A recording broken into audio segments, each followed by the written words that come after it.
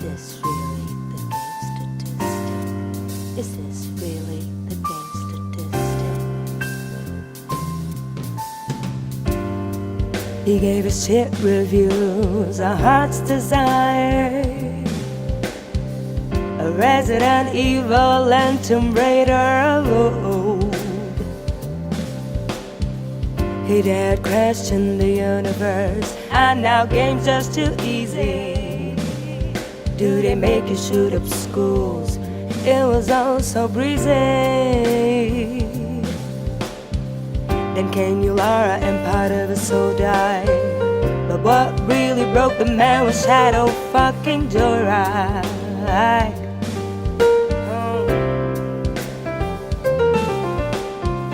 Then came you, Lara, and part of his soul died. But what really broke the man was Shadow fucking Joyride.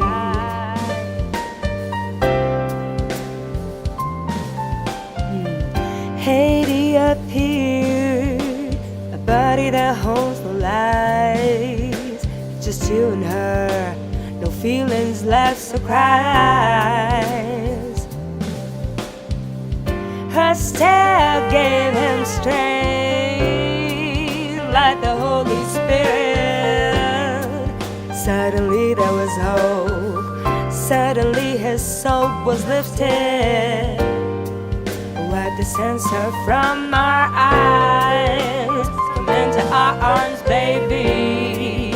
I can tell from those thighs, I know you're not a human lady. I know you're not a human but lady. I don't care. Oh, Haiti. Oh.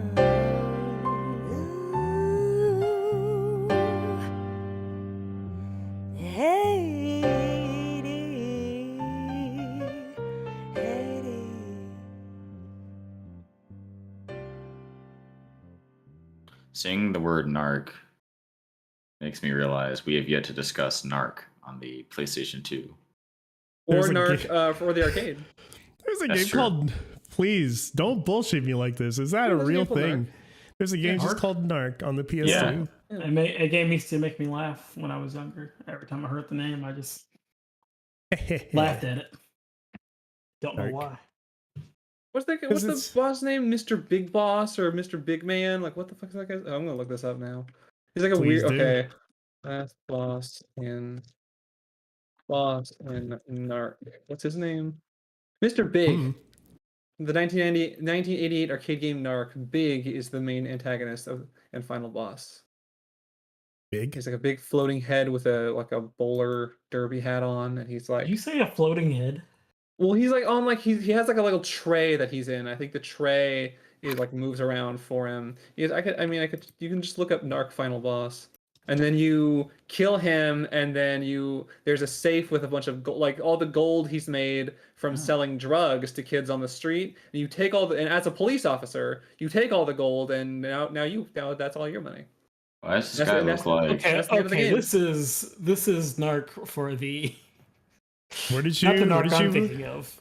You're talking about like the mid-aughts reboot of Narc. I'm talking about the arcade version. Like I've never played that PS2 Xbox game. I've only played the arcade game. Why does this guy look like the big head from that Gorillaz music video? No, he does kind of. Yeah, the game's full of like, because that game has like a hold people up mechanic, where like sometimes a criminal will say like I give up, and then you shoot them anyways. It's a real video. It's a real hell of a thing. Mature game for mature. It is a mature game for mature gamers. I just like that. Narc is a mature game for mature gamers. Yeah. Just like that Mr. Big's occupation, leader of crack. He is the leader. Yes. Leader of crack. 1988, folks. That was a year. I love that year. I wasn't alive yet, so don't blame me. I don't think anyone was intending to, but already. I think is that Darkside Phil? Darkside Phil. What the fuck is that? Listen, that's the magnificent John Diaz. Oh well, okay. I'll have to have him as a guest here at some point. Oh, Oh, I no. see our little icons on the side. That's is that new? No, No, it's it's in in there. yeah, Has it's it been always there? been Oh, there. I'm dumb. No, Sorry, you're brilliant. I have not noticed. Okay, Beautiful. so You're beautiful. this episode is different because instead of talking about games again, we're going to talk about rating them, which is not what we were doing before. Wait, what am I trying to say? We made What? lists. We've made new documents. Yep, everyone Oh. has a list. For, at least for you guys did it for just the cultural rating because cultural was kind of like the big argument last time. Like, is it kicking off too many things? Do we need to change the number? Do we just need to refine our rating? So we're trying to refine our ratings first and get new numbers. That's the gist of it, and we've all come up with a list. I've done it for every single category, but I believe everybody else has only done it for culture.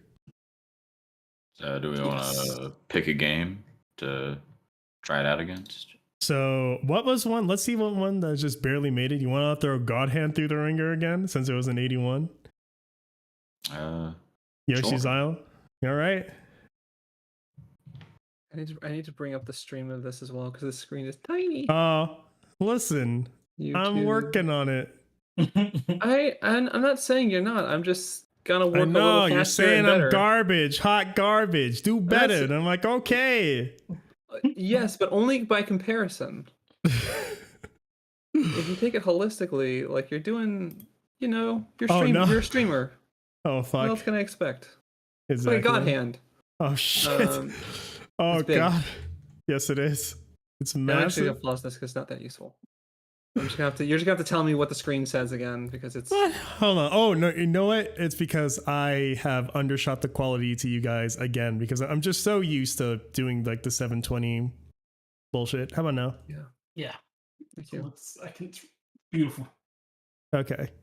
So Go it on. came out with an 81 last time, but now all of us have more kind of concrete numbers to throw this thing through. So now with our new ratings for effect on gaming culture, who wants to kick that one off? Let's just go I have around. to bring up that chart again because Okay, so I don't have just- copies of everyone's in front of me, unfortunately. I thought you would have them.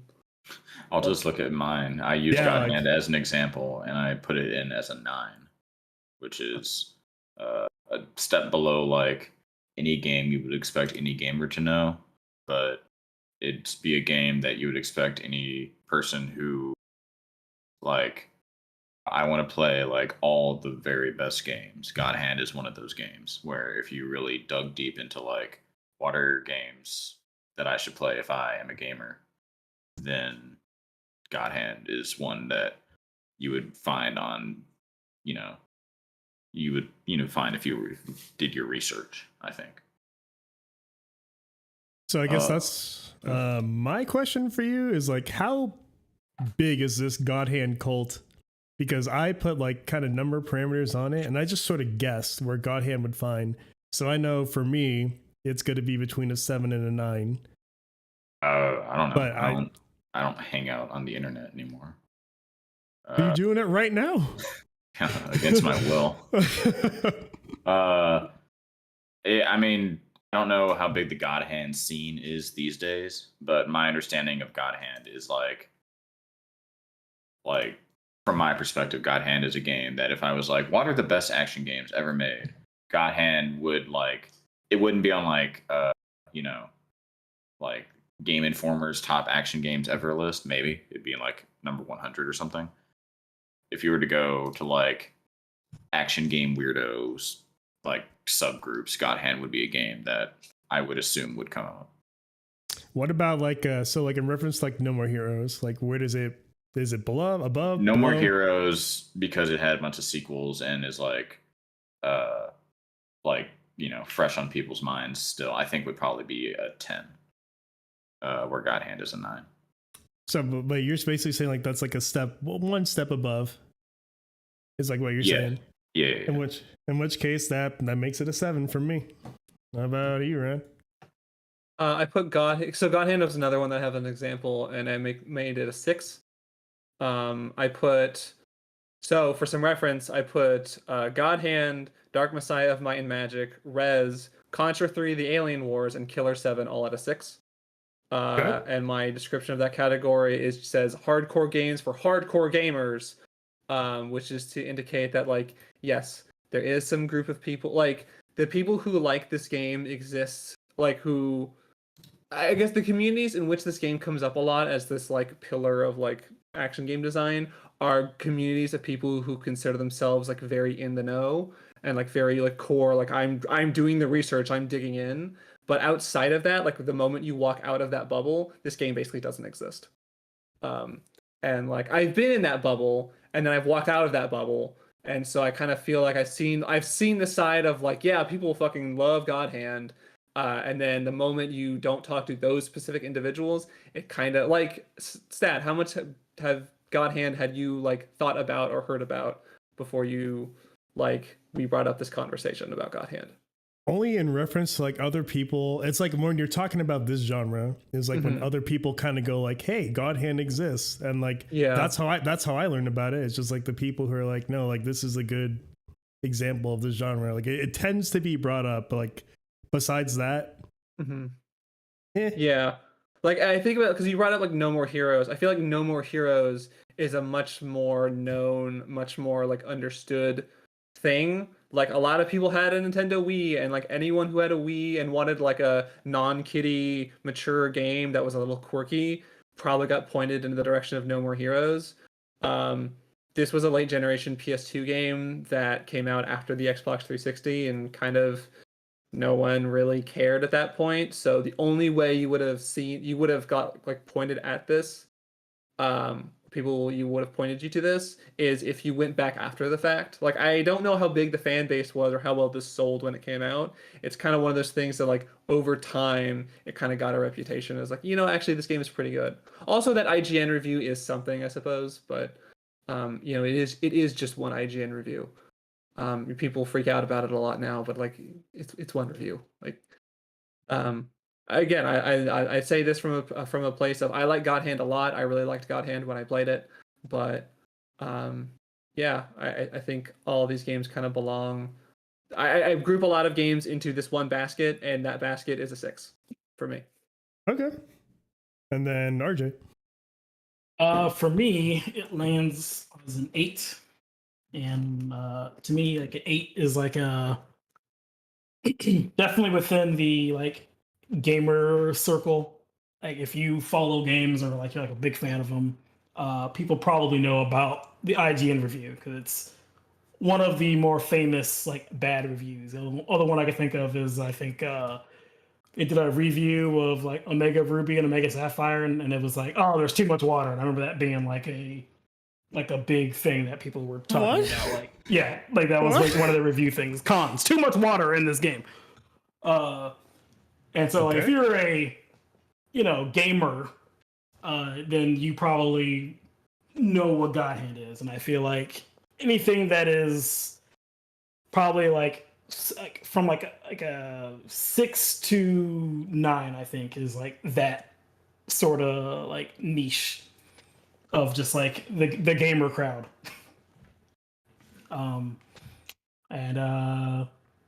Yeah, I like was looking at people who were like still playing this, and surprisingly there are still speed runs for this game, although it is by like the same guy crowd. has like did a speed run for this game 3 different times on easy and uploaded them. And then like one other guy has done a speed run for it, and it's only had like 66 runs according to speedrun.com. So there's still like that little niche of people who will play it, which is about where I would put it. So you gave me like a concrete number, which is good because like that helps me. Yep, I'm solid with the number I gave them. Yeah, 7. So like, yeah, like last time, like we pretty much, I think, discussion, and then we all just kind of concurred on a number, versus like now we actually have like a more concrete idea of what we want to say with this, which gave us different numbers. So now it's an 8. I don't recall what it came out to be last time. I believe it was a 6. Oh, so it actually improved. Uh-huh. Ooh, that's a good sign. Okay, so Yeah, controls. Now that, well, I think I'm the only one that actually did it for this. All right. God damn. Which, based on everything you're saying, now that I can like actually put words to this, it's fine. However, they just have some awkward choices. Like you wouldn't in this genre of game design a game in this like fashion. I don't know about that. Because they don't really make games like God Hand anymore. In that sense, I suppose that's true. Uh, I like I don't say famous, but like Matthew Matosis put out a video a while back comparing God Hand's combat to God of War, the 2018 ones, and how God Hand is like so much easier to follow and like understand what you're doing in the moment compared to God of War, which is all flashy because they have to make everything look good and look real.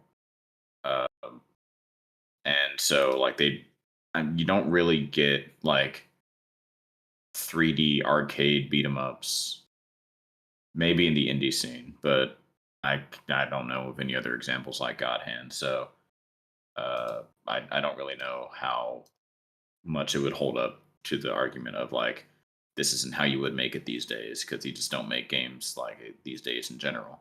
So it falls like in the Killer 7 category where it's like we made this system, we're kind of the ones laying it out, it plays, nobody else is like kind of one-upped it.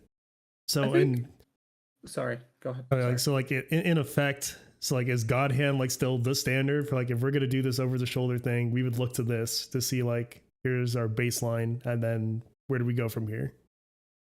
I think that a good comparison point for how this game plays is God of War 2018.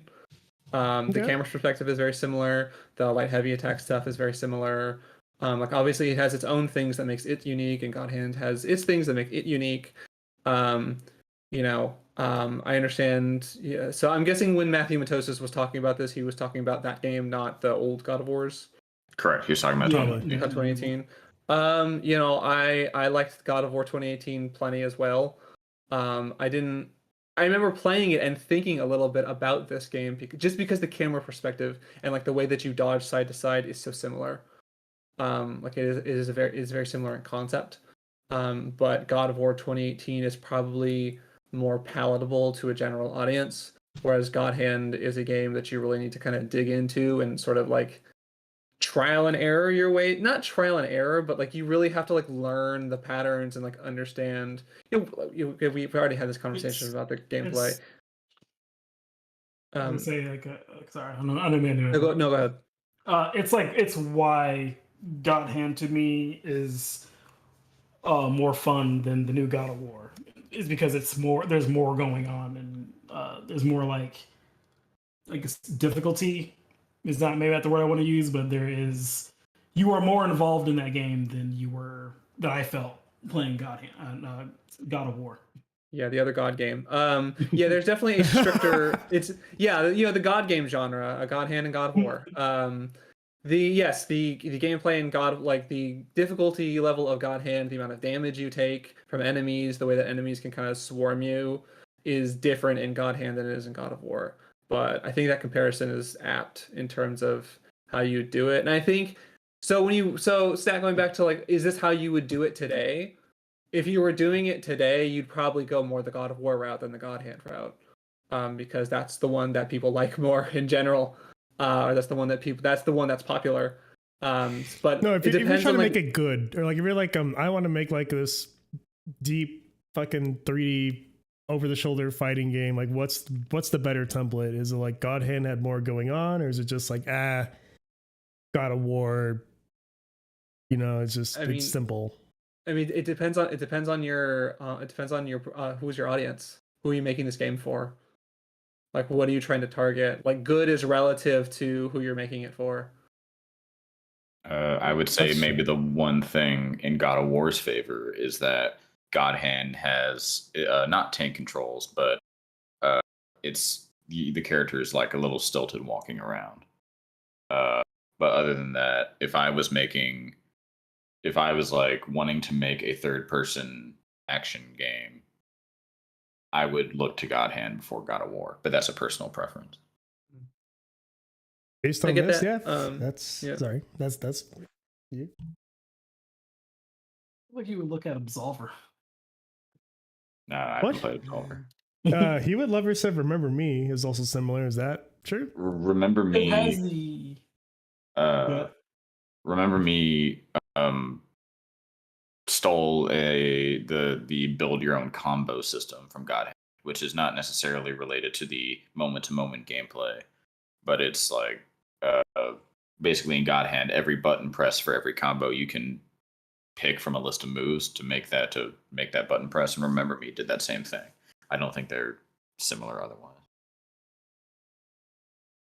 In that case, sounds like a 24 from me, based on what you're saying. For the record, last time we gave it a 20. Yeah, well, 24. Um, Or actually, like, it's pretty much based because now that we've kind of established it's the only thing in its stead. It's like, this is pretty much, we're going to do this thing. No one else has tried to do it. Very few things have. It sounds like God of War has tried to simplify it in a way to make it more palatable, but that doesn't make God Hand inherently wrong for having a deeper system.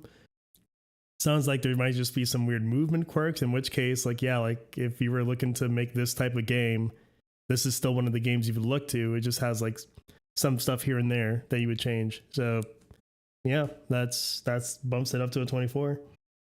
I think we Pretty also similar. mentioned last time the like menu quirks and like using items, and like anytime you did have to do anything that is like an environmental puzzle, it's a little stilted because of the movement stuff, but I think that's pretty minor. I think that's what knocked it down more than just like the movement. It was like, Right. yeah, getting around like using an item and like understanding what that item does and like all that. Like I remember you saying something like, coming back to it after having not played it for a week, I was picking up a bunch of random stuff, and Gene would whistle, and I'd be like, I don't know what this thing is.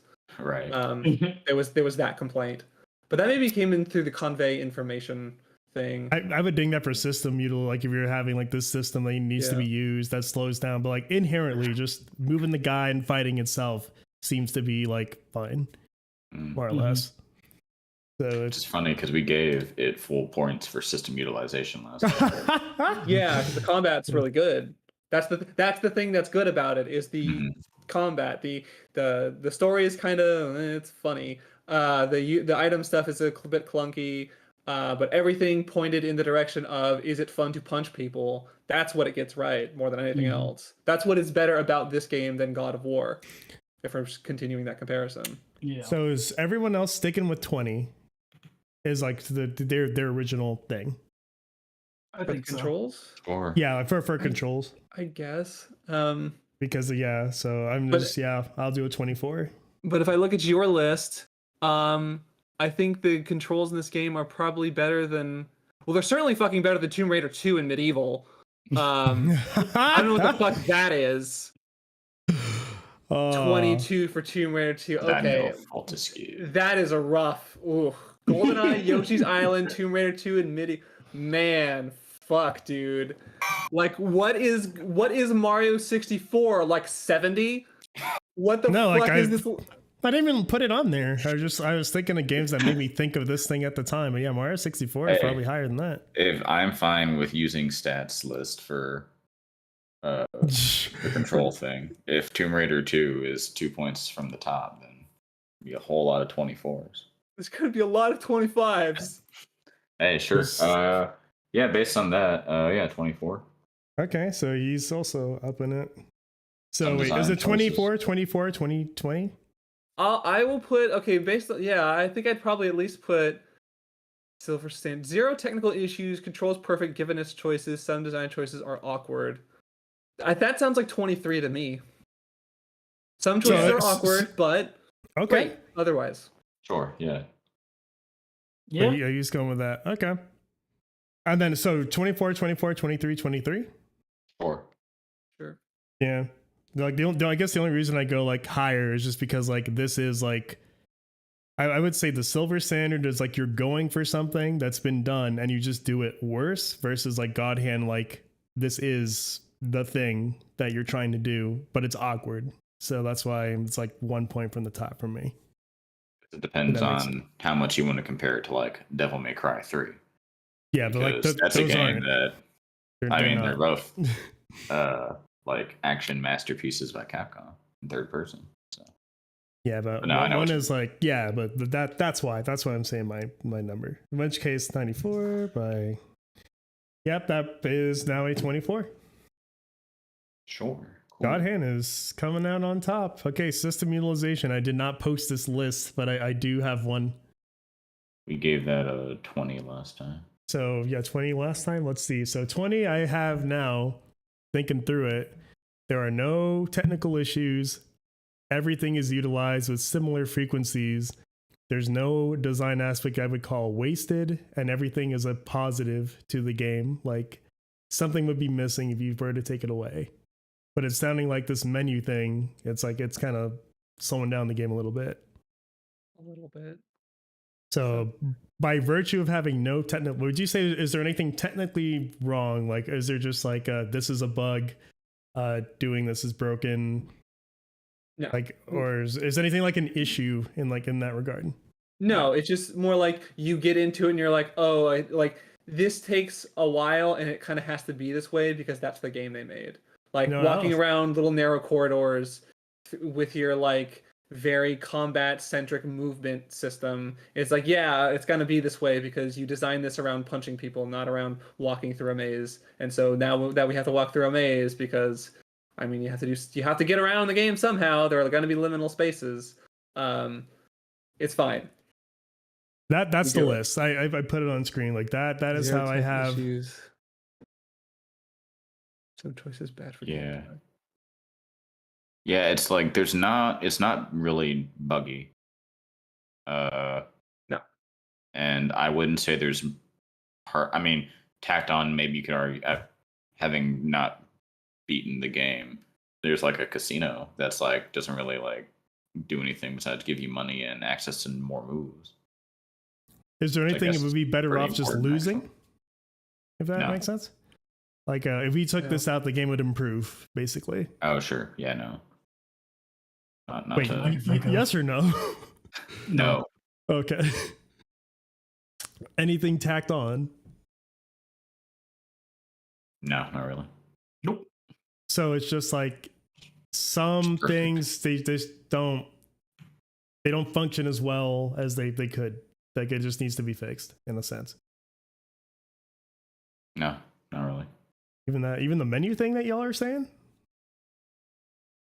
That you're for the time it's really standard. Like for the time it's how all games were. Not for the time. Like as you play it, or you're like, oh man, this menu thing like should be. If you made God Hand 2 today, and you stuck with this original template, on the D-pad you'd probably have some like quick use items. Do you even use items in God Hand? I think you heal with them, don't you? Oh, you you pick up cherries and stuff. Yeah, you like break a box and an orange is in there. Oh, maybe but like I don't think you have to go into a menu to bust out a healing item at the last minute. Like, maybe you don't.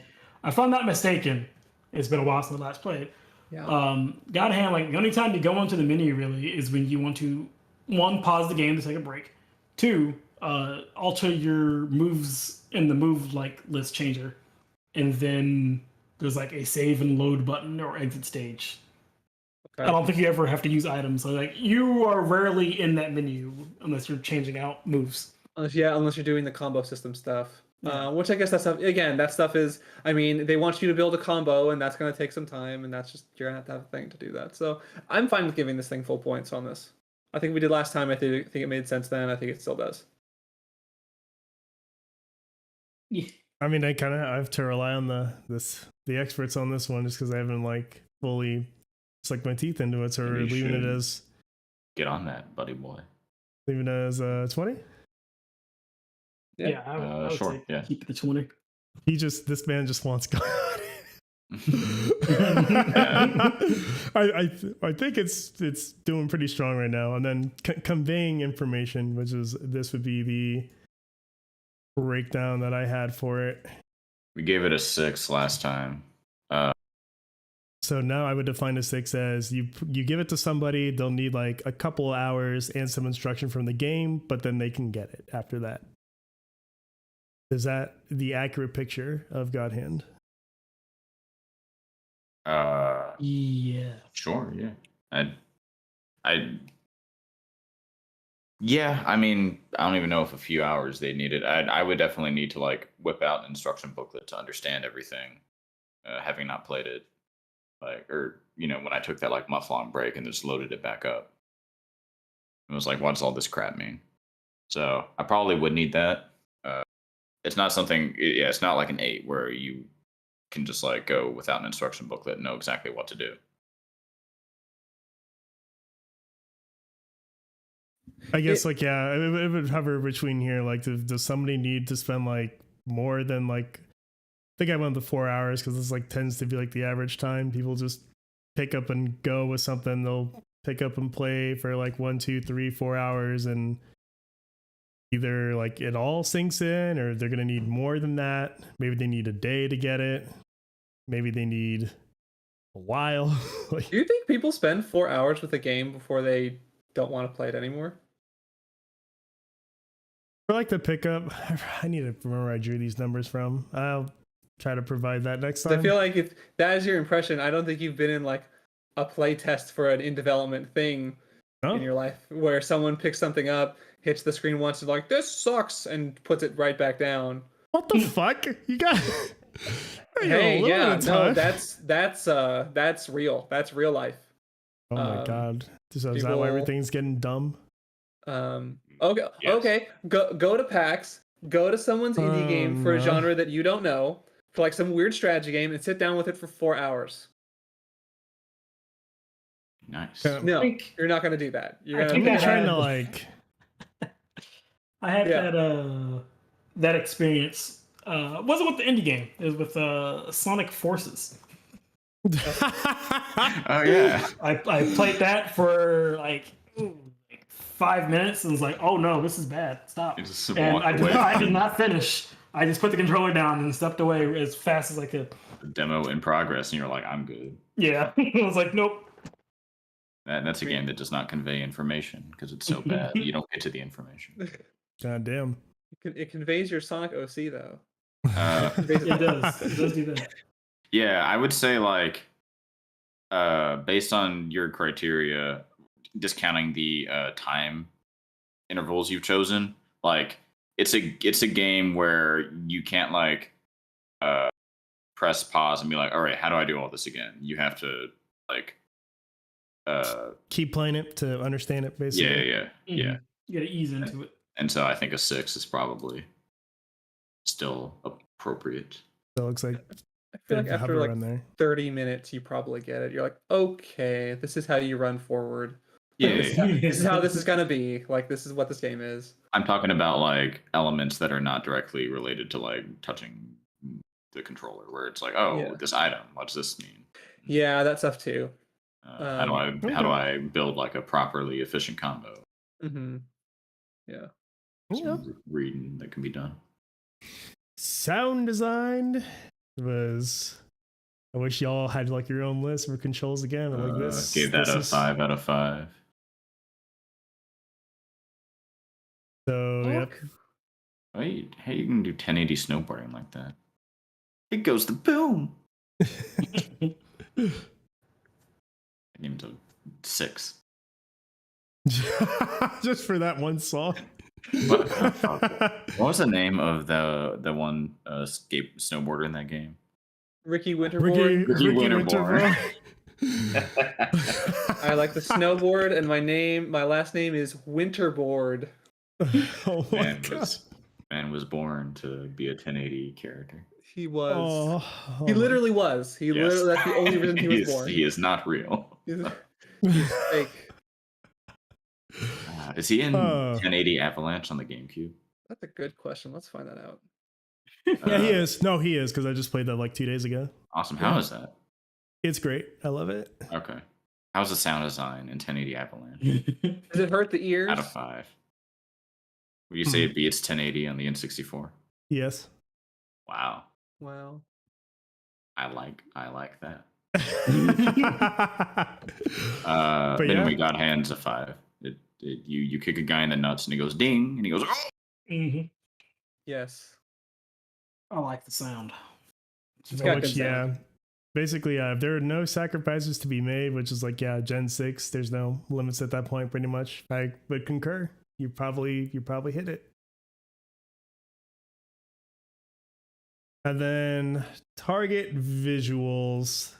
This is what I got going on. I gave that a 3 out of 5. I would definitely say there was a tech compromise in that in order to see the action at all times, sometimes walls would disappear. I wouldn't even ding that against it. It's like a style. Like even if like a game looked like real life, but it's like, oh, you had to cut away the wall so you could see. Like, yeah, that's It's style choice. You know, Elden Ring does that. Yeah, but God Hand, it's like jarring. Like in a way where other games usually are more tactful about how they hide foreground distractions. God Hand, it'll just a wall will just disappear and you'll just like see off into like the distance, or like even like the other side of rooms. I feel like when I experienced that in God Hand, I was relieved that it didn't do the thing that games usually did back then, which was squish the camera up to my character and just Right. be like, deal with it. Like it understood. Yeah, because you know most games there's in Unreal 4 we call it like a spring arm component where it will like like there's like a tether from between your character and the camera, and it doesn't like break the barriers of geometry in the world, but it will shrink to a point where these things can be close enough together so it won't do that. And that's how most games used to work. And this was like actually pretty early on in the case of like, hey, what if instead of doing that, we just like dynamically sort of like Change look the through the other map. side of the geometry and make that be okay. And I kind of appreciate that it does it. It is jarring from a like a Ghost in the Shell for the PlayStation is really good. It's very short though. It's very jarring from a presentation perspective, but I think it helps the gameplay. Like I'm glad that game's like that. Right here. I'm just trying to get like a look at it now. So like for reference, like a near 1-to-1, that's where I would put like Alien Isolation. And then pretty much realism can never hit a 5, but if you stylize it, you can. In my book, I'm just trying to gather, is this thing stylized? Oh, it's a stylish menu. There's a move called the Kung Fu Samba and the Daisy Cutter and the Chain Yanker. So that looks like a realistic mohawk to me, That and a Yeah, I would realistic bag of floating money. I would stick with 3. 3 is probably where I would put it. I'm sorry, we're talking about looks, right? We're talking about like Yep. presentation. Just it's Visual. Yeah, it's not Capcom's best looking game of the era, for sure. Like that is a plain ass wooden shack behind that he is punching that guy against. But it also has like a lot of style in terms of like, look at these guys you're fighting, look how crazy they are. Isn't that fun?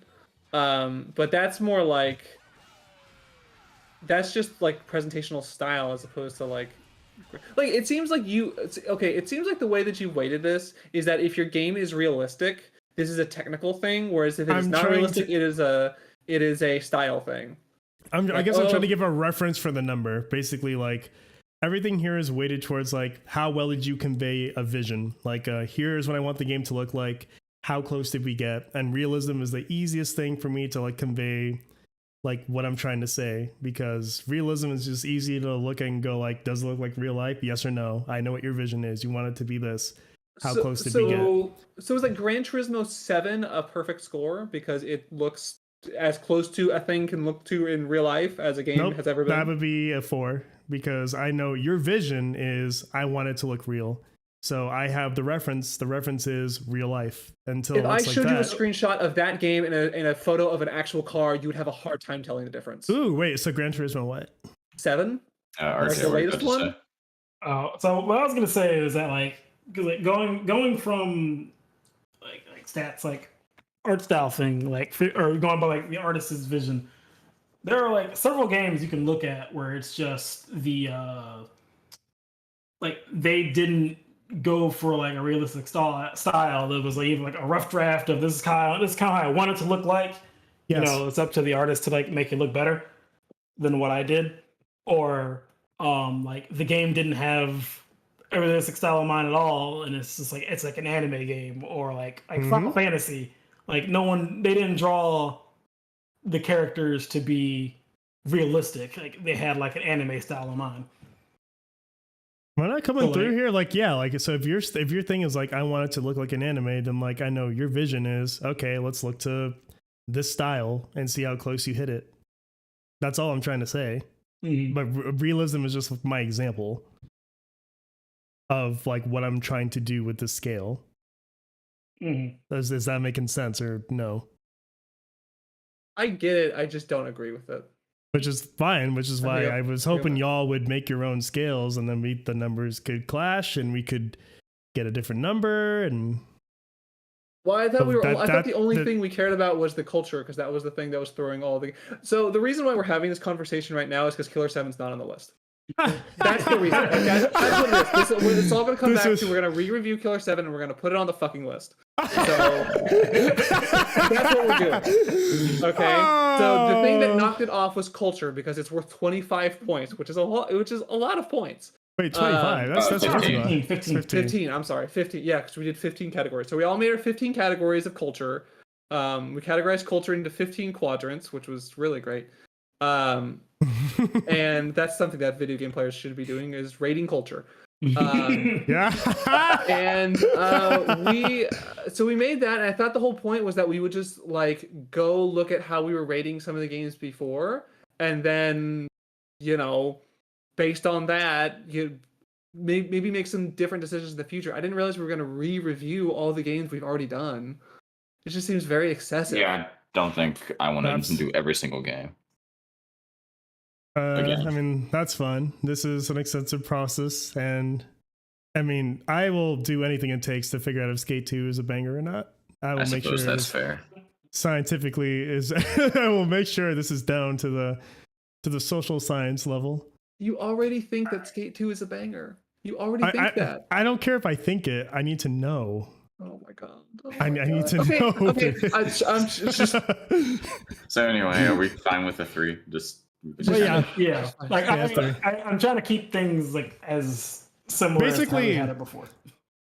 Yeah, basically, this is gonna be my way to make sure I'm consistent from here on out. I will not be throwing random numbers willy-nilly. I will have a scale for myself. But yeah, 3. Some of its parts, we gave it full marks last time, I think. Yep. Here's, just for reference, how I'm rating it from this point on. All things are well designed and come together. What's a 1? It does not exist. I did not try to force a category for every number. Basically, like if I hit a point and you hit below that point, auto 0. Which is, for this ranking, is a 2. Solid standalone aspects is my favorite anime. It's my favorite Metal Gear character. Yeah. But basically, yeah. So there are no flaws with any of its systems. They're all as good as they can be. You hit a roulette wheel button, and then the roulette wheel goes, and then you select a baseball, and he throws a baseball at some guy's nuts. And then it makes a little ding sound. Yes. This game is perfect. Okay, RJ, are all things it's good design? Yes. Everything is amazing. You get to do a backflip, you hit the roulette button, and you do the dragon kick, and you kick their ass into the Milky Way. Oh, you hit them and into if you the kill Milky them, Way. they don't come back. And then they make a little ding sound when they go past star. Okay, Ryan, have you played God Hand? I have played God Hand. I have played through all of God Hand. I really enjoy God Hand. What the hell are we rating right now? What is this? 7? Some of its parts. Some of its parts. You don't need to listen to Omar's charts. 7. Yeah. All right. 7. It's the thing it does the best. It's like, wow, everything they did here serves to make this game good, and there's nothing else in it. Like, it is just this combat game, and it's designed for the boss fights, and it's designed for the encounters. And if you made shitty tailing mission in this game, it would be really miserable. But they didn't do that because they knew what they had, and what they had is a very good action game. It's great. All right, They then got I pirate will- ship. we'll stick with it. And then the emotional response. This is like all this is objective that was part. maxed out. This is all I did. That's literally my list for for the fun factor. Fuck yeah, easy. Yeah. Fuck yeah is what I'm gathering. It's a fuck yeah. Yeah. In which case, story, just for y'all's reference, this is how I'm rating it Fuck from yeah. now on. All right. Yeah, what are the deep themes of God Hand? That guy has 2 nuts, and Gene wants to make sure he has 0. Kicking the balls works, though. You don't lose them; they just hurt. I guess based on the stat chart, it's a 3. Because its story is neither strong nor deep. It did happen, though. It did happen. But it did happen. So yeah, I would probably go with like, it's basically not like a game that's just like, yeah, we don't give a shit about the story, ignore it. Play the game, which is when I would give it a 6. If it does try to have a story, then I'm like, okay, well, how's the writing, or how did you do? So it's sounding like you wrote something. What about food for thought on this? What about games? Because I feel like this game and like Devil May Cry, like Capcom games, I guess, do this a lot, where the story is kind of backdrop for characters that you're supposed to like to do things. Like I like Gene as a character, I like Dante as a character, I like the Street Fighter characters as characters, but like the story, the things that they do, kind of not that interesting. I just like seeing them interact and chat on screen. Okay, 4. If you at least did that, if you did your characters right, like that's something. Yeah. And so that's what I feel about this game, is that like I like Gene, he's cool. I wish they'd put him in Marvel vs. Capcom, but I also wish they would make Marvel vs. Capcom. But he's that kind of character. But as far as like what he did, I think the last boss is like a weird dragon thing, and like he's like a rival that turns into this big monster, and then you kick him in the nuts, and he goes to the Milky Way, and then you sing a song, and the game's over. God. Okay, so I'm sensing a theme here. Yeah. Yeah, in that case, I'd give it a 4 then. I don't know what y'all did before. 6. Okay, so a 4, a 6. What are y'all doing? I think we're good. Then for its time, we gave it a 2 last time. No, like are the rest of y'all sticking with 6 for story? Oh yeah, I'm fine with it. I'm fine with that. Sure. I'm dropping down to 4, which is it's still 6. It still gets rounded up. And then for its time is Yonder. Oh no. It was in its heyday, which is not how you spell that, I believe. Hold on. In its heyday. Hey. Got it. You got it. Yeah, got it. I mean, yeah, it was real cool back in the day. Unless you were IGN, in which case it was panned then, but not now. So I'd give it a 3. We gave it a 2 last time. Don't remember why. I think we were more like looking to like reviewers and what people were saying about it, but it sounds like it's the only thing in its tier back then, which is my reasoning to also give it a 3. If it's the only thing in its tier, it's the only thing doing it.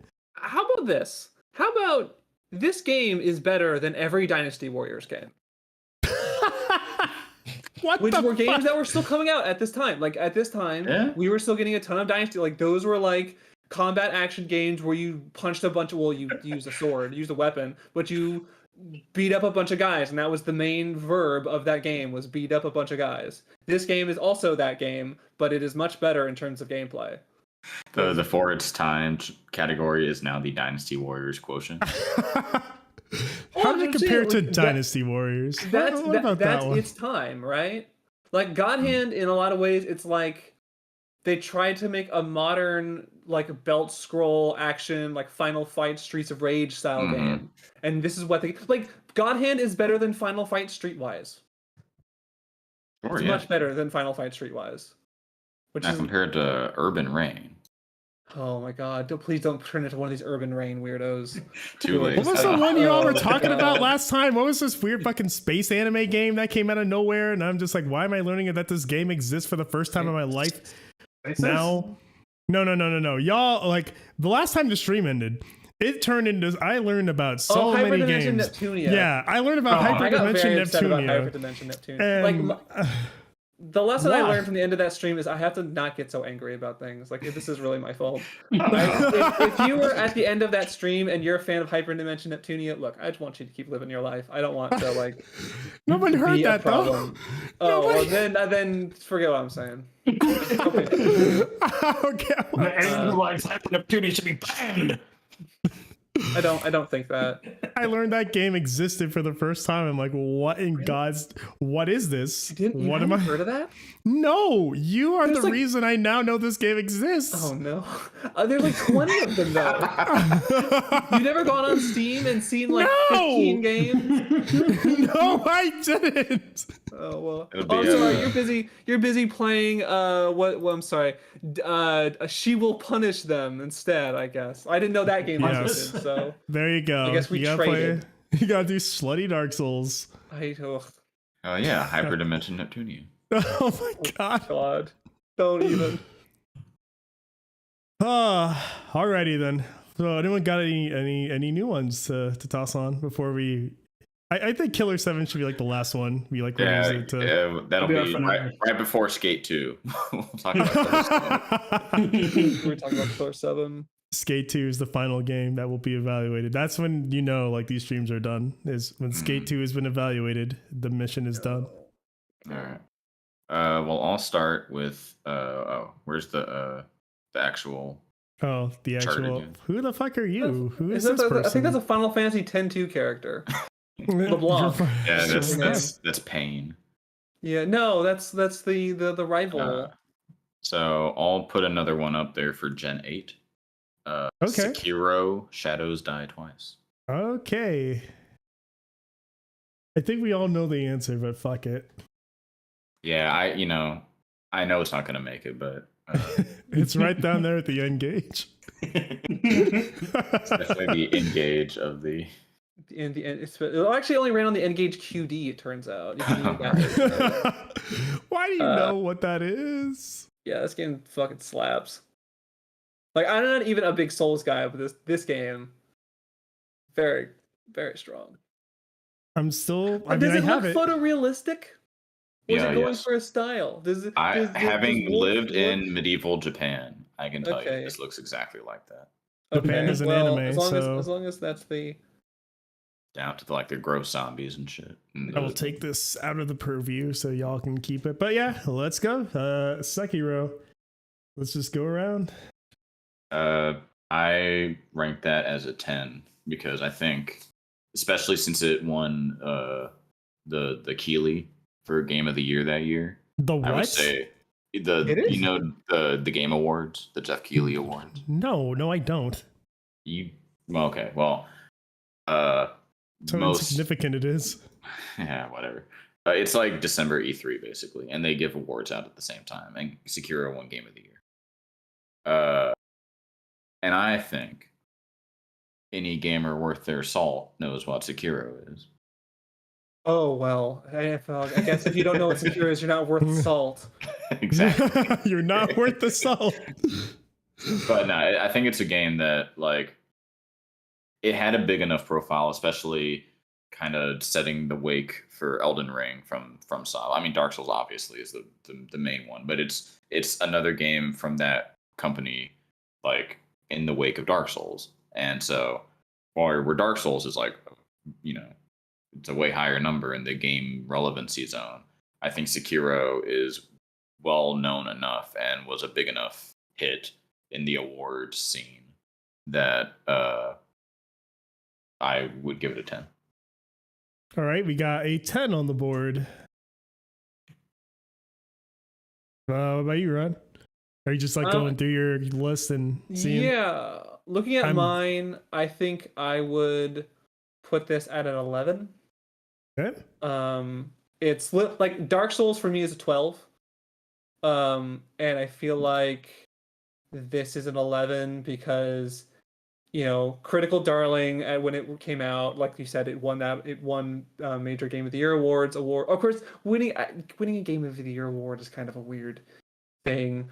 I think at this point, now that this game has been out for a while, like yes, there's probably a fan base that is still really freaking out about this game every day. But if you're outside of that bubble, it's not like Wolf is not Mario. He's not the Doom guy. He's not that character. But he's still like this was a big big deal when it came out, and it had a lot of fans. It sold very well. Huge critical praise. So, as high as you can go without being sort of like a tentpole release or a major live service game or Pac-Man. One of the biggest AAA games released that year. Absolutely. Okay. I'm going with the 12 because just checking the lingering scene for it, there are 754 active viewers right now on Twitch for this game. Wow. That is actually higher than I thought. So that's a concrete number for me, which puts it squarely in 12. I think it had a very, very, very strong presence in its heyday when it came out. It's definitely not like talked up nowadays here and there, but yeah, like that is still a very strong scene for a game like of its age that came out. Yeah. So yeah, 12. I just looked that up, and it's not like one big streamer who's going back to it either. It's like a handful of people that have anywhere from like 15 to 100 viewers. So that surprises me a lot, but surprised me a lot too. Yeah. But yeah, I think that totally qualifies it. So yeah, 12. Strong, easy 12. Cool. For me, it ended up at an 11. Okay. Damn, I'm the hater over here. You are the hater. Imagine he put the game up and he's the hater. I'm not the hater. No, Jim is. Oh, he did it. You gave it a 10. Yeah, because I'm the one who gave it the lowest. Oh shit! You think it's the least relevant? You must have ignored your score because it was so small.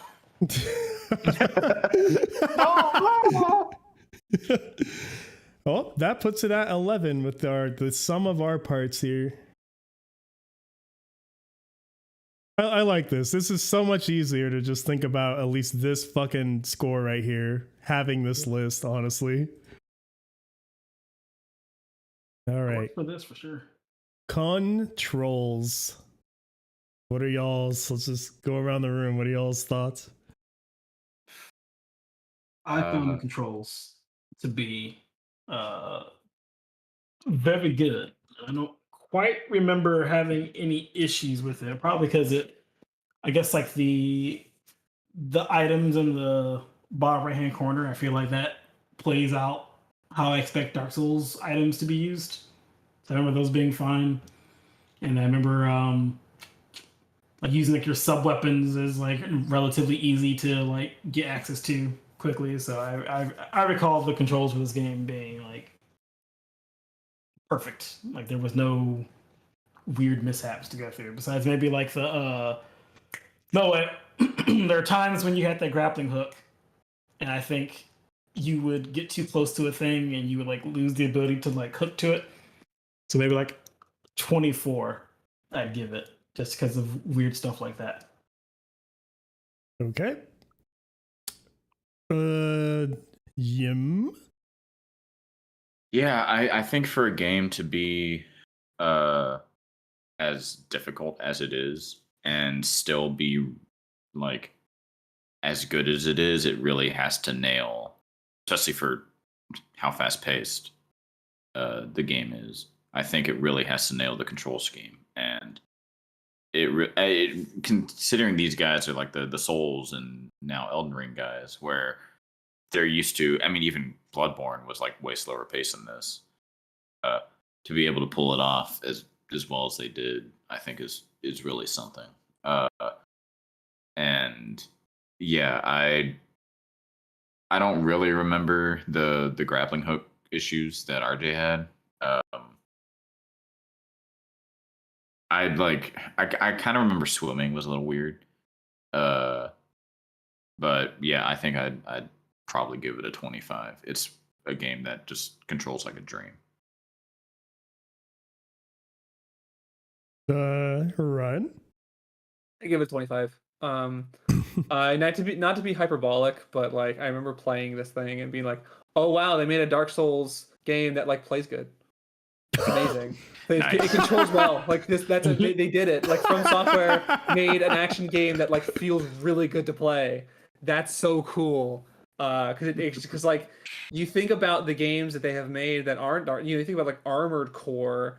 And some of the weird action RPGs they've made over the years that aren't Dark Souls, just these like slow ass, clunky ass games. And then obviously a lot. I mean, I'm being hyperbolic. Dark Souls plays fine, but it's a slow paced game. Like it's a game with very deliberate movement and very like exact. It's a game where the big boss holds the hammer over his head for a while, and then you time when you got to roll out of the way so your iframes will keep you safe.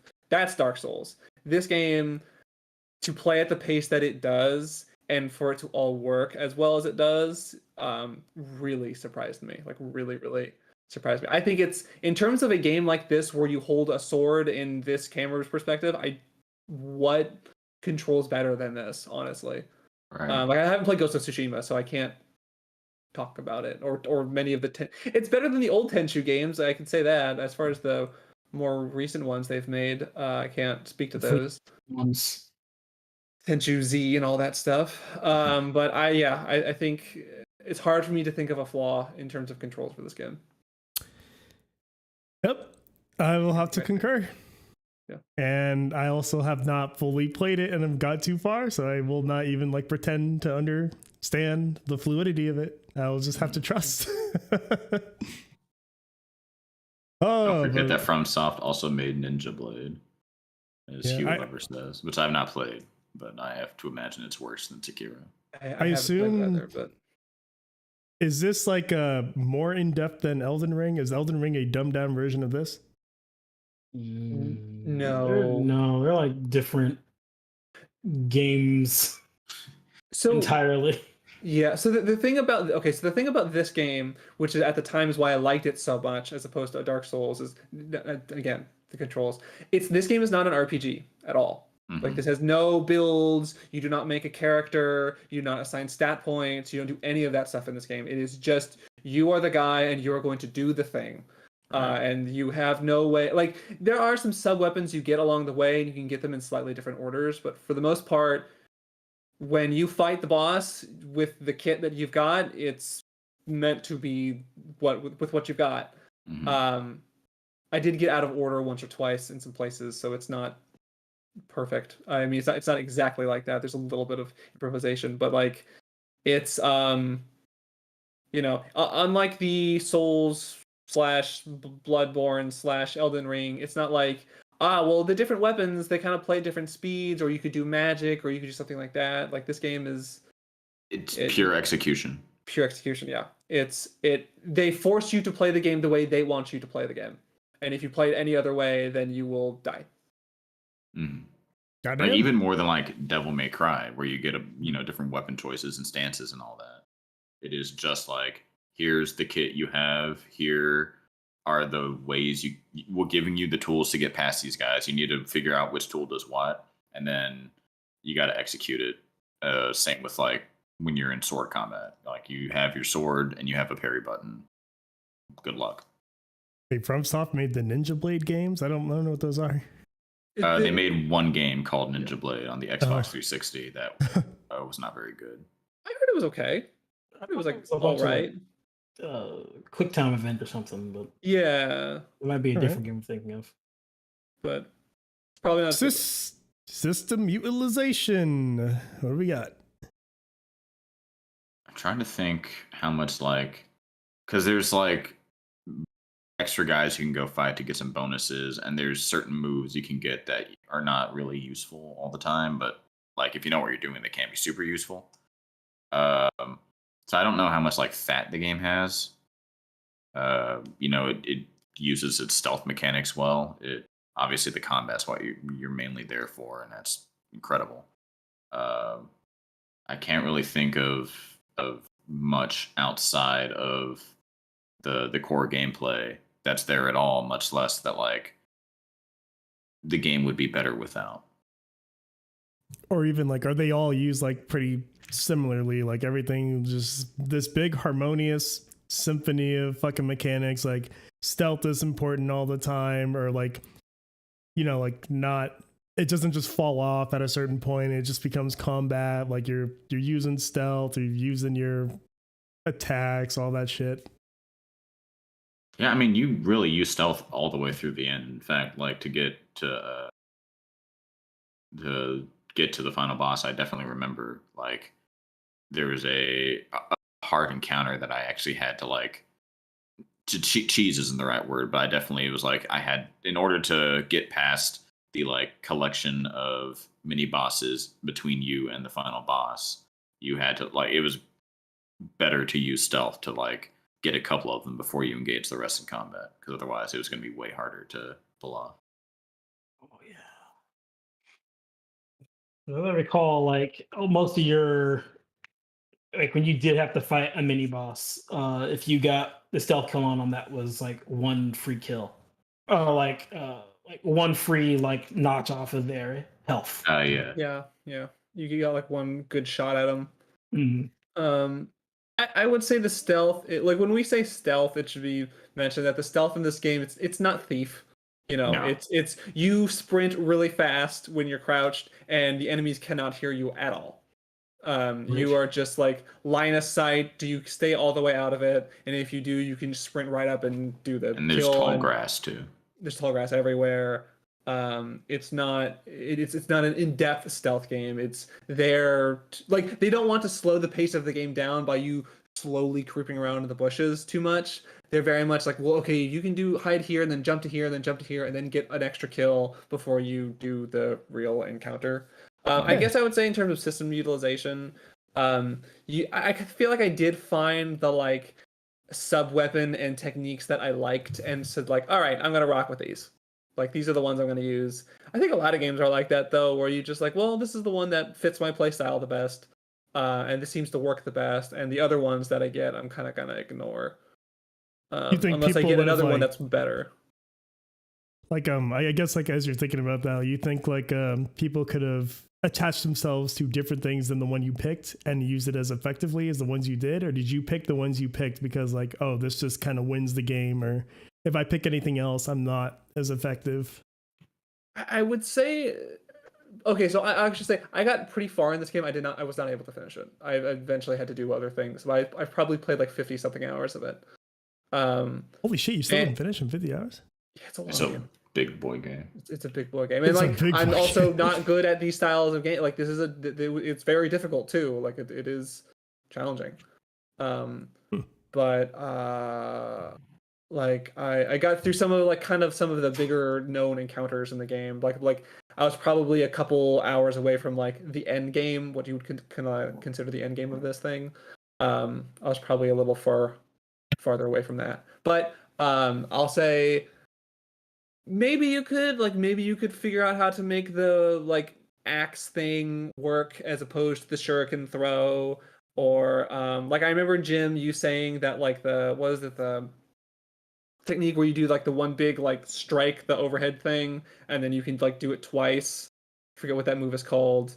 I remember you telling, not the axe, but it's not a sub weapon. It's like the extra technique you can equip, like, oh, if you press like L1 and R1 together, you do the big overhead swing, and it like knocks a bunch of poise off them. Oh, sure.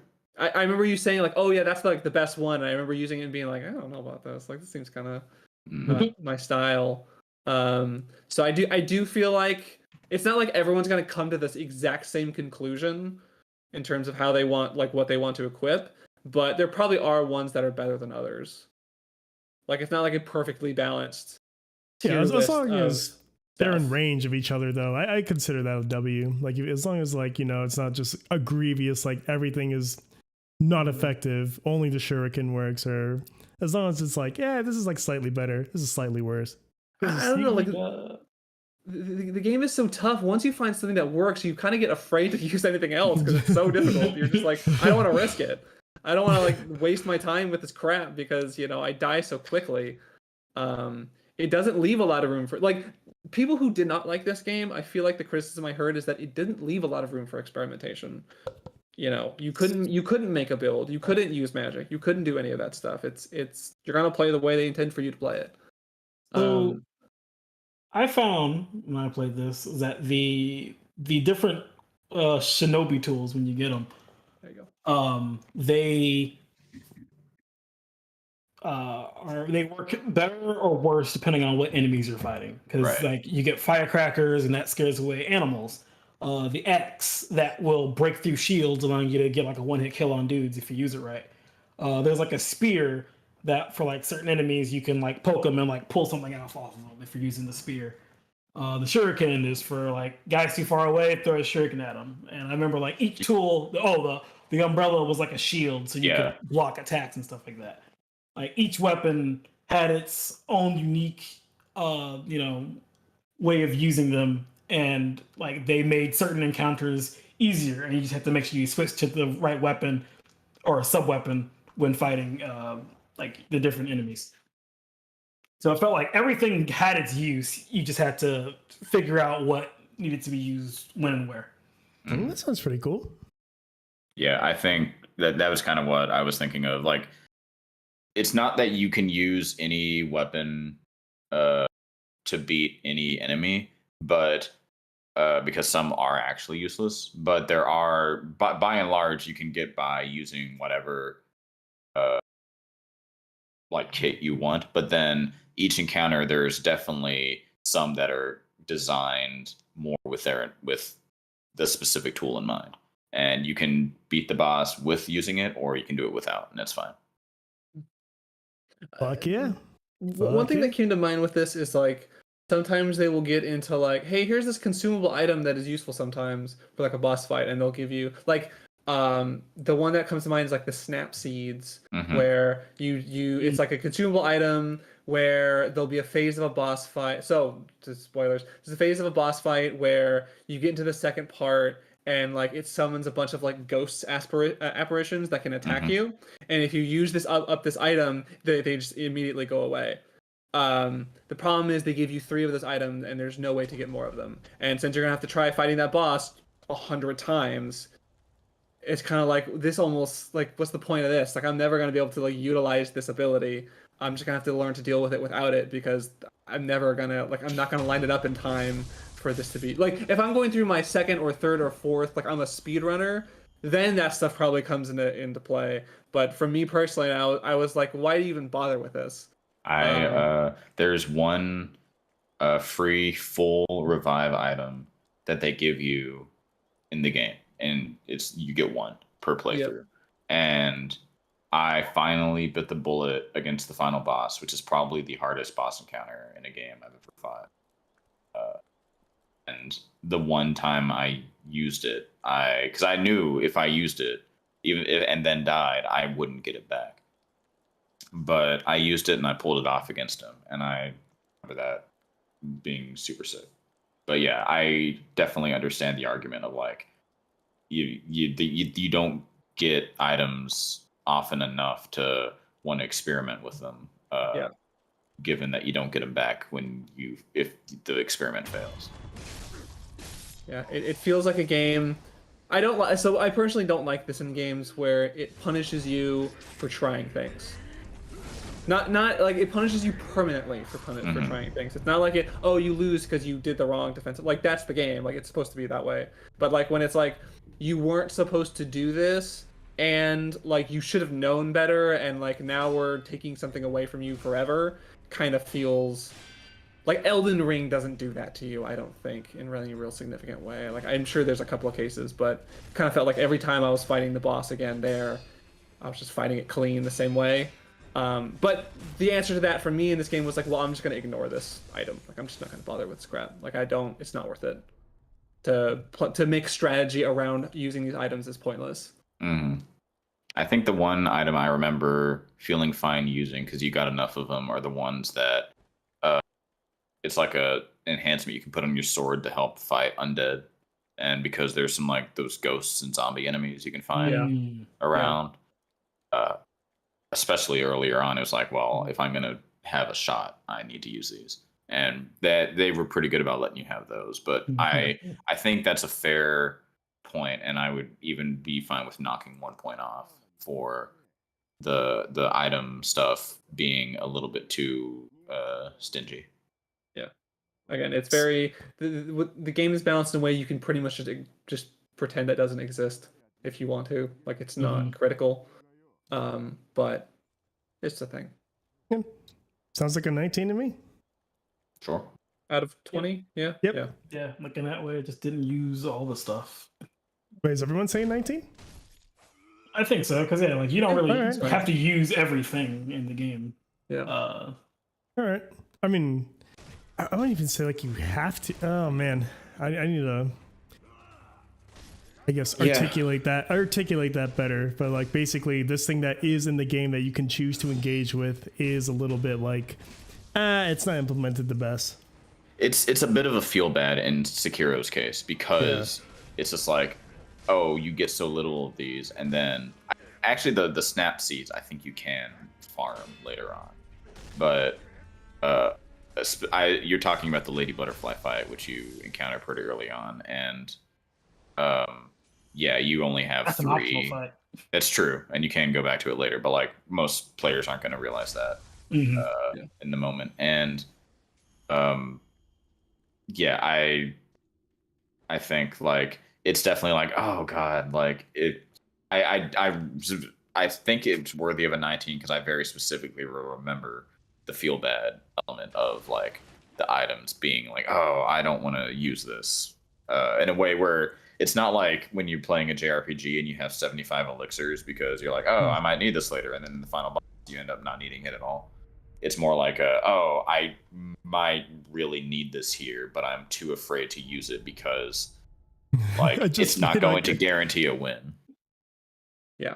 Like your anecdote about using the one full revive on the final boss and then getting it is great, and that's clearly like a thing they wanted to have happen, but for every person that happened, Who failed. Also, they failed, and like that's also like that is also this game. This game is also that game, okay. and so that would be pretty bad.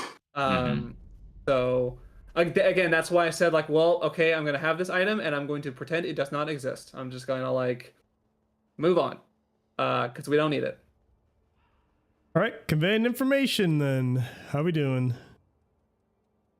Well, let's see. You got the health bar. Makiri counters show up as a red symbol above the enemy, meaning that you have to dodge towards them instead of blocking it, so it's an unblockable attack.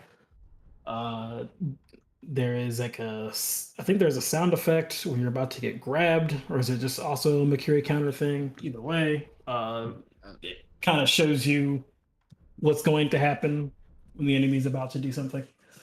And I feel like it's got tells you everything you need to know while playing the game.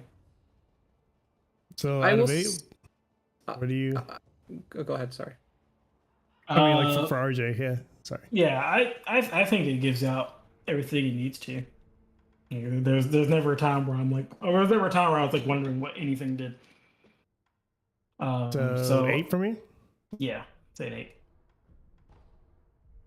8. What I would say to that, I need to. It's out of 8, right? Yeah. Yeah, I would probably the 2 things I remember is that it had the like, the Dark Souls style like, oh, this item like you will only be able to like see this one bonus thing if you had read this item description, and you know, drew the line to the scene where a guy had said something similar. The other thing I remember is isn't the Makiri counter symbol? There's another symbol that's very similar for when they want you to like jump on an enemy, right? Yeah, I think that one's red. I think they're both red. They're both. Yeah. I think it's the same symbol almost.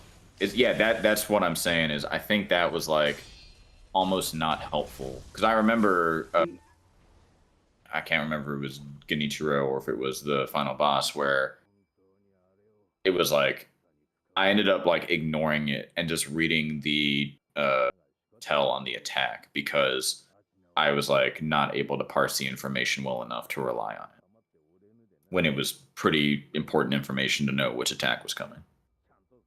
Because if I'm not mistaken, like when that's that red the red symbol, I think was just supposed to mean that hey, this is unblockable. This is definitely an unblockable attack. Oh, sure. And then I know that I think for Mercury counters, or for like when the guy's doing like a thrust attack, you can also jump off of them as another option you can do. It doesn't stun them as much as the actual like Mercury counter itself. But I think you can. It also means you can jump at them. Like you could do both. You didn't have to do one or the other. You could do whichever one was you're most comfortable with. I think just specifically though, there are some that you cannot Mercury counter when that symbol comes up. And because I remember like, okay, time to Mercury. I'm pretty sure it was the final boss. There's definitely bosses. There's definitely tons of enemies. Yeah, you can't because the Mikiri counter is the thing where you step on the sword or the spear or whatever, and then you slash them. That definitely does not work. So the red one, the unblockable attacks, was like big heavy sweeps, or moves like that, and you definitely can't Mikiri counter those. Those would be like for those you were going to jump on their head, like like they were a goddamn Goomba. And you jump on their head and they like lose a bunch of poise for it. Right. Like that was like the correct punish for it. I felt like, I mean, again, I didn't get to that last encounter, but I felt like if I was not able to parse that information, I would have had a very hard time understanding. Like there would have been a lot of trial and error to understand. Oh, I'm supposed to jump on his head. Like that's what you're supposed to do. Right. Does anyone remember, is Mikiri counter a skill you're required to, because you're required to have it, but do they like force you in the skill tree down to get it, or is that like missable? Because I feel like you're pretty stuck. I think you already have it. Okay, maybe you're right. It might be like the first thing you unlock or something. That's what I was but like, it was like, yeah. Because I don't remember if it's there from the start or if it's like, oh, here's your first like unlock point. Use it to unlock things in the skill tree. The only one selectable right now is Mercury counter. But you cannot miss the Mercury counter. Yeah, that's. I was pretty sure about like it's the first thing. This is what they used to introduce the idea of you having a skill tree, and also here's this new defensive option, and you say like I don't want to do that, and then you realize I have to do this. Right. Because you have to do it. Like there are some fights where it's like, well, he'll just run towards you and you can't walk out of the way. He'll just run towards you and stab you, and he'll get stabbed. I will say the one big thing, and why I would give it a 7 and like definitely dock 1 point, like one very big full point, is I remember not understanding for a long time that so this game is about, unlike Dark Souls, it is about most of the fights, I guess, that you have like every boss has like a poise. Well, every enemy has like a poise meter. You see it at the bottom of the screen right here, where he's fighting the blazing bull. Actually, yours. Is that yours? Yeah. Oh, Theirs is at the top of the screen. Theirs at the top of the screen. Yeah. Okay, you're right. So he slashes them, and you see it kind of go up and go down. Something that I did not understand, and Jim, you had to tell me this, was that so it goes up and it goes down, right? It goes down slower the more damage they have on them, which means that in some bosses the option so you can do damage to them without doing the death blow thing, but generally the strategy is you fill their poise gauge up to full and you stagger them and then you do the death blow. I was getting hard stuck at a boss where I was like, they just recover their poise every single time. There's nothing I can do. And then you said, oh well, if you do damage to them, their poise meter doesn't go down as fast. And I was like, oh, that's like critical information to understand how to do the combat. And once that clicked, I was able to like actually like figure out, okay, I hit them this much, I do this much damage, now I knock down their poise, now I do the thing. And this is the game, actually, the way you're supposed to play it. It probably does tell you that somewhere in a tooltip or something, but I just completely missed it. And I feel like if someone was not around to tell me, hey, you need to know this, I would not have gotten nearly as far as I did in this game, because it's vital. And for me, it was missable. Of course, I mean, we can get into this. There's a lot of things that no one else but me missed in this game, so maybe I'm just the doofus here. So maybe take my anecdotes with a grain of salt. Oh, that's why a we grain, average all the points together, right? a Yeah, grain of salt that I'm maybe is- not worth. No. Uh, But okay, you're giving it a 7, so we got an yeah, 8, I think 7. it's 7. Anything different, Jim, or? One more thing. Yeah, go for it. So I went and looked it up, and yeah, so like the little symbol that shows up when you can do a Mercury counter, that is just like, I think it's a generic symbol. It just says perilous attack, meaning you have to counter it in a different way. You actually have to watch what the enemy's doing to see what it is. So like that Right. symbol didn't change. You actually have to like know what they were going to do, whether it be a thrust, grab, or like a sweep.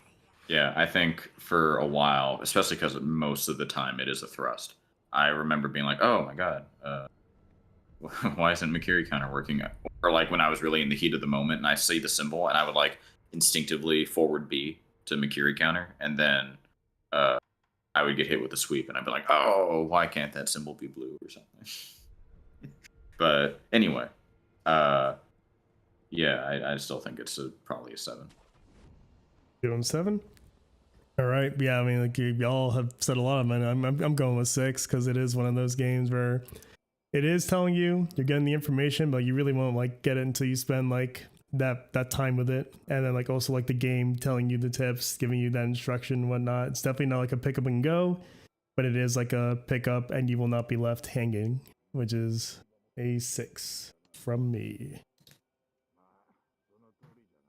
So we got 28, which is a combined 7.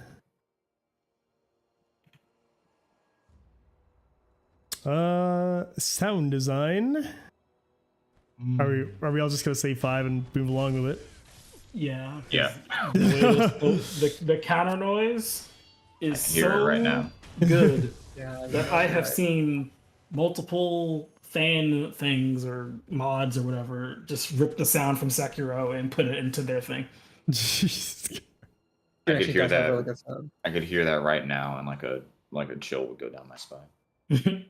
Yeah, Oof. it's a really the counter into death blow like sequence of it's fantastic. It's goddamn fantastic. It doesn't have like great background music. It's pretty generic, and so I was like, I don't know, but like yes, the sounds themselves very strong.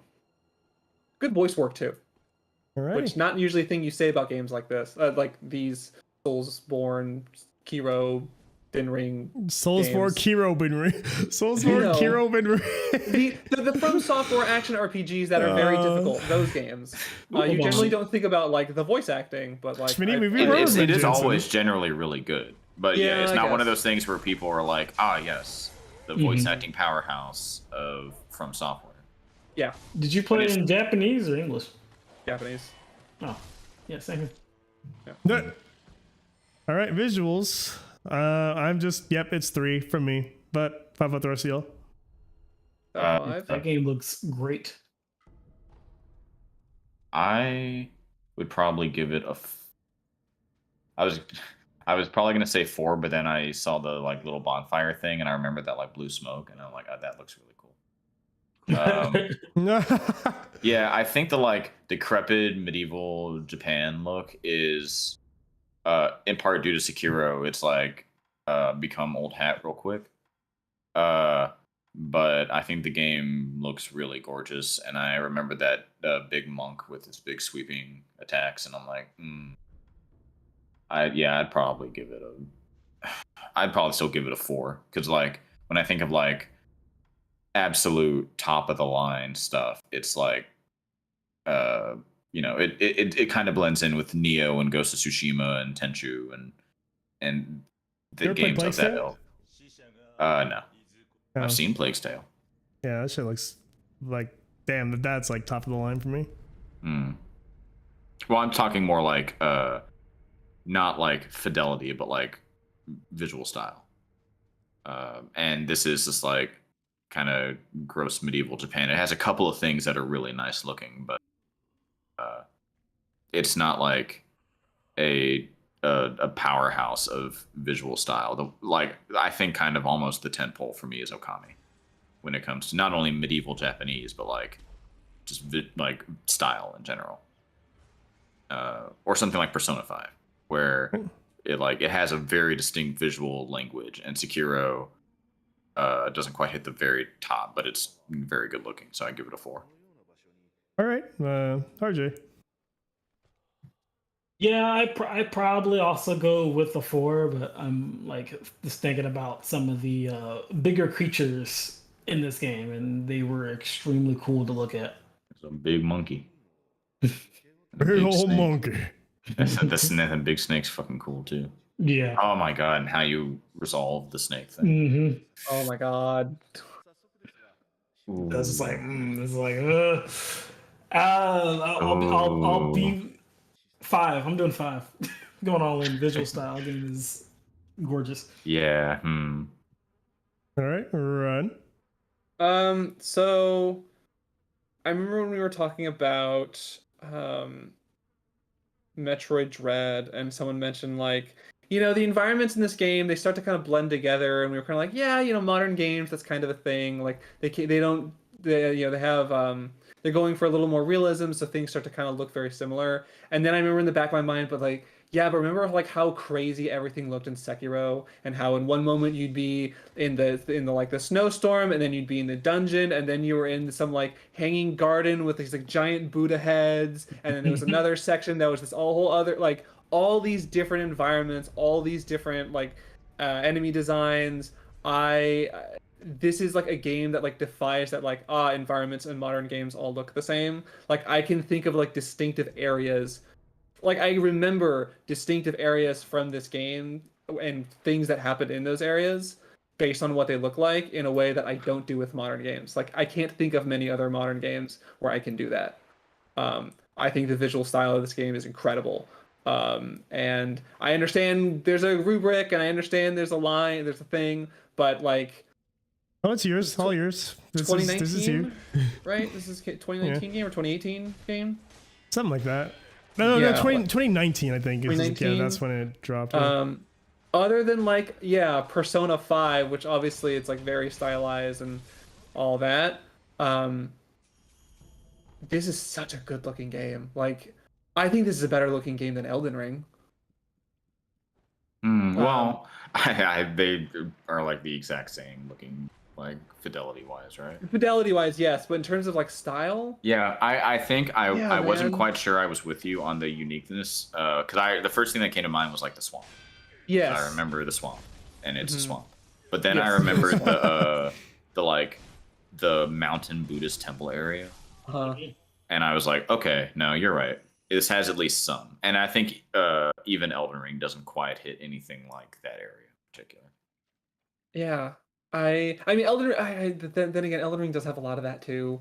To be fair, it was pretty. I'm I not. liked I'm not Elden making. Ring. This isn't about Elden Ring. This isn't about Elden Ring. I want to give this a 5. All right. I want to give this a 5. All right, 17 divided by 4. Yep, so we have a 4. That's fair. Alrighty then. Some of its parts. Yeah, this is looking like a very strong, like very minor complaints. I think the item complaint is the only thing we had going. So like, yeah, I'm probably leaning on just even. I don't even have to look. It's everything's I'd coming give it together full here. marks. Yeah, It's full. Same with fun factor. The fun factor. So it is yeah, so you're giving fun it that the- I broke the parry button on my controller broke. all right, you doing a 6? Yes. What about RJ? Oh yeah, max that out. Or Ryan? So the one thing I'll say is that, and I know I'm gonna get thrown off the podcast for saying this. Get the fuck I don't think you're gonna be alone But- there, pal. But like, this was a game that at some point I did get tired of its bullshit. Like I did stop playing this game because after a while I was like, fucking, I know the next thing I'm gonna have to do is there's gonna be another one of these big things, and I'm gonna have to memorize all the timing. And once I've got it, I'm gonna spend a bunch of hours like figuring out the patterns of every single attack. And then once I've done that, then I'm gonna spend several more hours trying to execute on whatever strategy I've formulated to whittle down its posture, and then do the death blow. Like take health away, whittle down posture, and then do death blow. I know how that loop works. It's fun, but it takes a lot of time. It's a bit like, because this is a long game. It's a really long game. And so I have to admit, I did stop playing it at some point. I know that I'm alone here in No, that, you're and not. maybe I'm a big old baby drinking out of my big old baby bottle. Like a Yakuza 3 mini game, I'm just drinking out of a baby bottle and saying, "What are you doing here?" Can I get your address? I want to send you a bib so you can not spill milky all over yourself. Yeah, I know. While I'm playing my big baby games, that I'm too. I know. my God. And so I'm just waiting for you to get your. yourself back in that hater box, pal. Yeah, I know. But goddamn, this game's super good though. Like, it's really, really like. Hey, this is all subjective. So what subjectively are you? That's it. We got four people here. Subjective fun. I want to max it out. Okay. But I also want to mention that, like, yeah, this game's fucking brutal. Like, it really is. Yeah. If there was an easy mode button at times in this game, I would have been like, you know what? Fuck it. Like, I need to get through this part. I've been here for like I've been here for 5 fucking hours. I gotta get through. Dude, I legit had like pain in my jaw for like a week after beating the game from punching, fighting the final boss. It's like that game takes a lot out of you, but it's so fucking sick. It's a really good game, but Goddamn. So yeah, where are you landing? I'm gonna land. Was it 5? 5 points? It's out of 6. It's out of Out 6. of 6.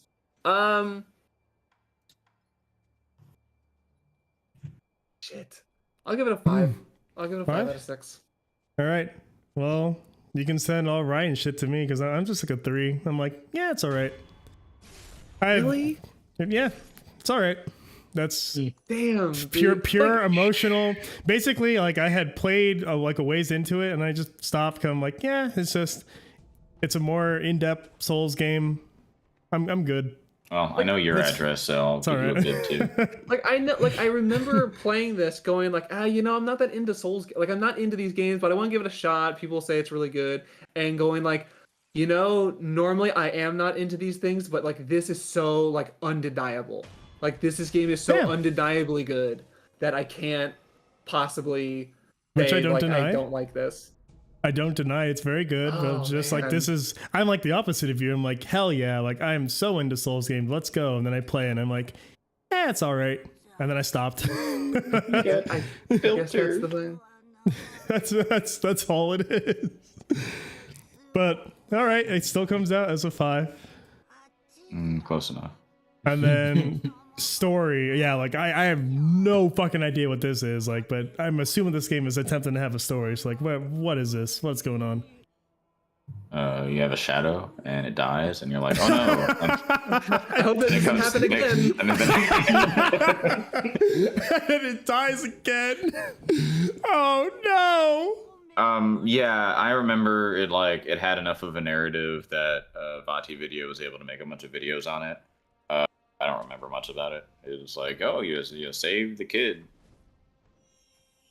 So like, it had a plot, is what you're trying to say. I sure wasn't there for the story. I think like even compared to like other Souls games, it's like it's a little dry in that department. I like the character though. Any character? Yeah, like any good characters that we got going? Or? Like Wolf being a person and not like a created character did a lot for me in this game. Yeah, I think that's totally fair. Because his voice is cool. The couple bit of dialogue you get from him is cool. You get a little bit of like actual motivation and not just like ring the bell. Ring the bell. Go to the tower, and you're just like standing. You're just posted up there, just expressionless. It's not like that. He actually like has a reason for doing the thing he's doing, and it's cool. I like him as a character. But as far as like all the stuff that happens around him, I'm just like, yeah, there's a Is story. he the but one it's- character? Is he the only good character? No, there are other good The stories. first boss is Ow. really cool. Yeah, Al, your dad. There's- Genshiro. On a is narrative loser. level, though. But Yeah, it's like a bunch of cool characters, and I Yes. remember the story being cool, but like not like, oh yes, I remember the story the way like I remember a Bioshock story.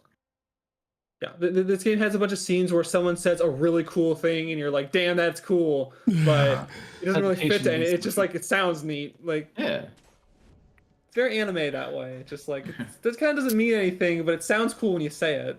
sounds like a 4 from me then. If it's- talking yeah. about how creative characters don't work as well as like a narrative guy. I remember going from Neo 1, which they had like you play as William Sama, to To Neo who? 2. You play as who? You play as a white guy named William in Japan.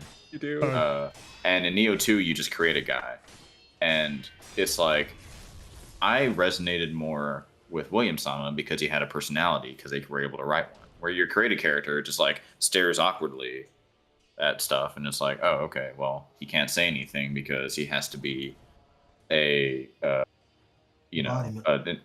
an avatar for everybody. And so instead, he's a nobody. And yeah, I couldn't tell you any creative characters I've ever played as, but like I remember Wolf and I remember William.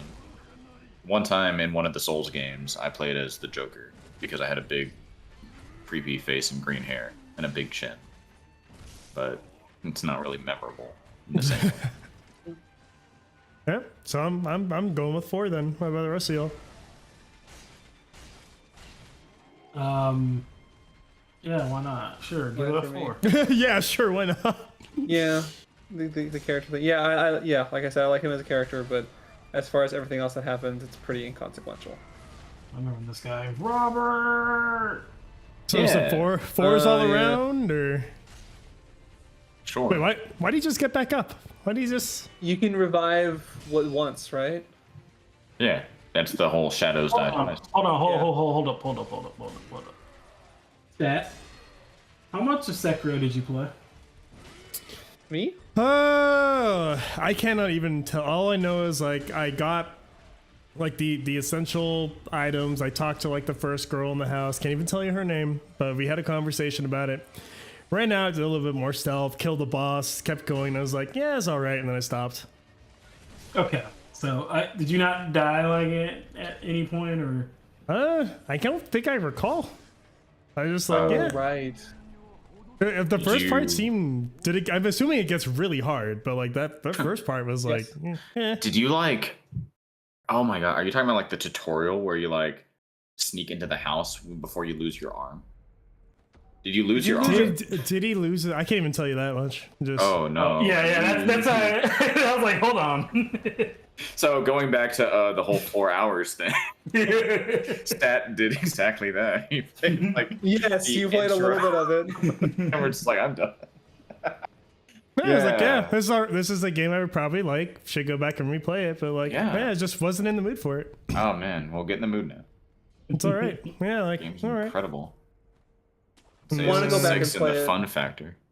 I There's want to go another- back and play it, but I like also you need to set it because it's a lot. It's a big game. I would need to set aside so much time to play Sekiro and like Forge get anywhere in it. time? God damn, you're making it sound like it's all like a whole. I gotta set an appointment. You know, I gotta make sure my schedule's free. Gotta sit down. Kind of. God damn.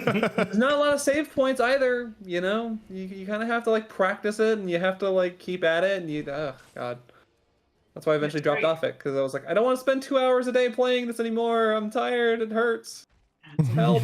It's like hurts. it's like all the God of War Valkyrie fights, except it's the whole game. It's great. So for its time, is it a 3? Top tier? Yeah, that was my game of the year when it came out. Same here. Which in a really strong year. Yep, 90. Who would have guessed? Not me, says I. That is one of the stronger titles on here. And it's one of Stat's least favorite. That's crazy. Oh my god. I don't even know how it got to this. Like, I really can't think of like the moment when I flipped from like, you know, why does Jim just always give shit all the time? I wouldn't change it for the. It was I like wouldn't change it for the world. It's It would just have to have been like 5 seconds after we met. Like, I don't know when the switch flipped, but I'm on board for it. I'm here. like that evening, you're like, "Hey, I'm Stat." I was like, "That's not your name." And Hey, you want to go to the theaters? I'm having a burger tonight. Okay. Well, Sure. I should learn more about y'all's first meeting. Oh, damn. Foster's Freeze is a place in, well, I won't talk about it, but you know, it's not a very good burger, and I think if you're eating one, you'd be in pretty bad mood. You know, I would just listen to you like review food in like that exact tone. Just like I mean, it's like I remember going and like they heated up our food in a microwave. And Foster's Freeze. What was that? Foster's Freeze. Remember we went? Oh my and, god! You put a burger in the microwave? We watched them. It was like, oh, you can see the kitchen. you watch That is like that is a food crime. Like you should have shut them down. Like what? I paid for it. It was already paid for. That's a food And they crime. reheated a burger like that. Like Oh, you didn't get a lot of business. I can't imagine why they reheated your fucking burger. I wonder if it's still around. Well, probably not. You're getting very mad about this. It's one Okay, of those. look, you don't. Yeah. Okay, you don't go to a restaurant. You don't order you don't order a burger and then cut it in half, eat half of it, and go like, I'm gonna bring the rest home. Let's reheat it. No, you eat the fucking burger right there. It is a full thing. You don't go ripping that shit in half and like saving it for later. That's not how burgers are eaten. They're They didn't still rip it in half. around. They didn't rip it in half. 2.5 stars on. They put the Dude. whole thing in the microwave. Yeah, see, that's Whole mistake thing. number one already. Is it's in the fucking microwave. You don't put a burger in the microwave. It's one of those places that was like, oh, it's a little more like it's not McDonald's or Burger King, so it's a little more off the beaten path. We should try it. It probably has some like local feel to it, and it's this little hole in the wall place. And you go in and you're just like, oh, the reason why this place isn't very big and not very busy is because the food isn't very good. Yeah. Like, I don't think we needed to shut it down. I think like capitalism probably shut that place down because it's like people aren't going to pay for this food. They're still because going. it's- Capitalism has failed us. Oh, it no. has. Well, thanks again. I hate this. I don't want to talk I about hate this this. burger joint anymore. I swear I've told you that story before. You have, and it made me upset last time. Oh man, Foster's Freeze. Yeah. Does Yeah. anyone who's have got another a- game suggestion? I didn't I didn't plan another game suggestion, unfortunately. I mean, I've got there's one that mil- will Okay, shoot it. sway all of our palettes. Okay. Shoot it.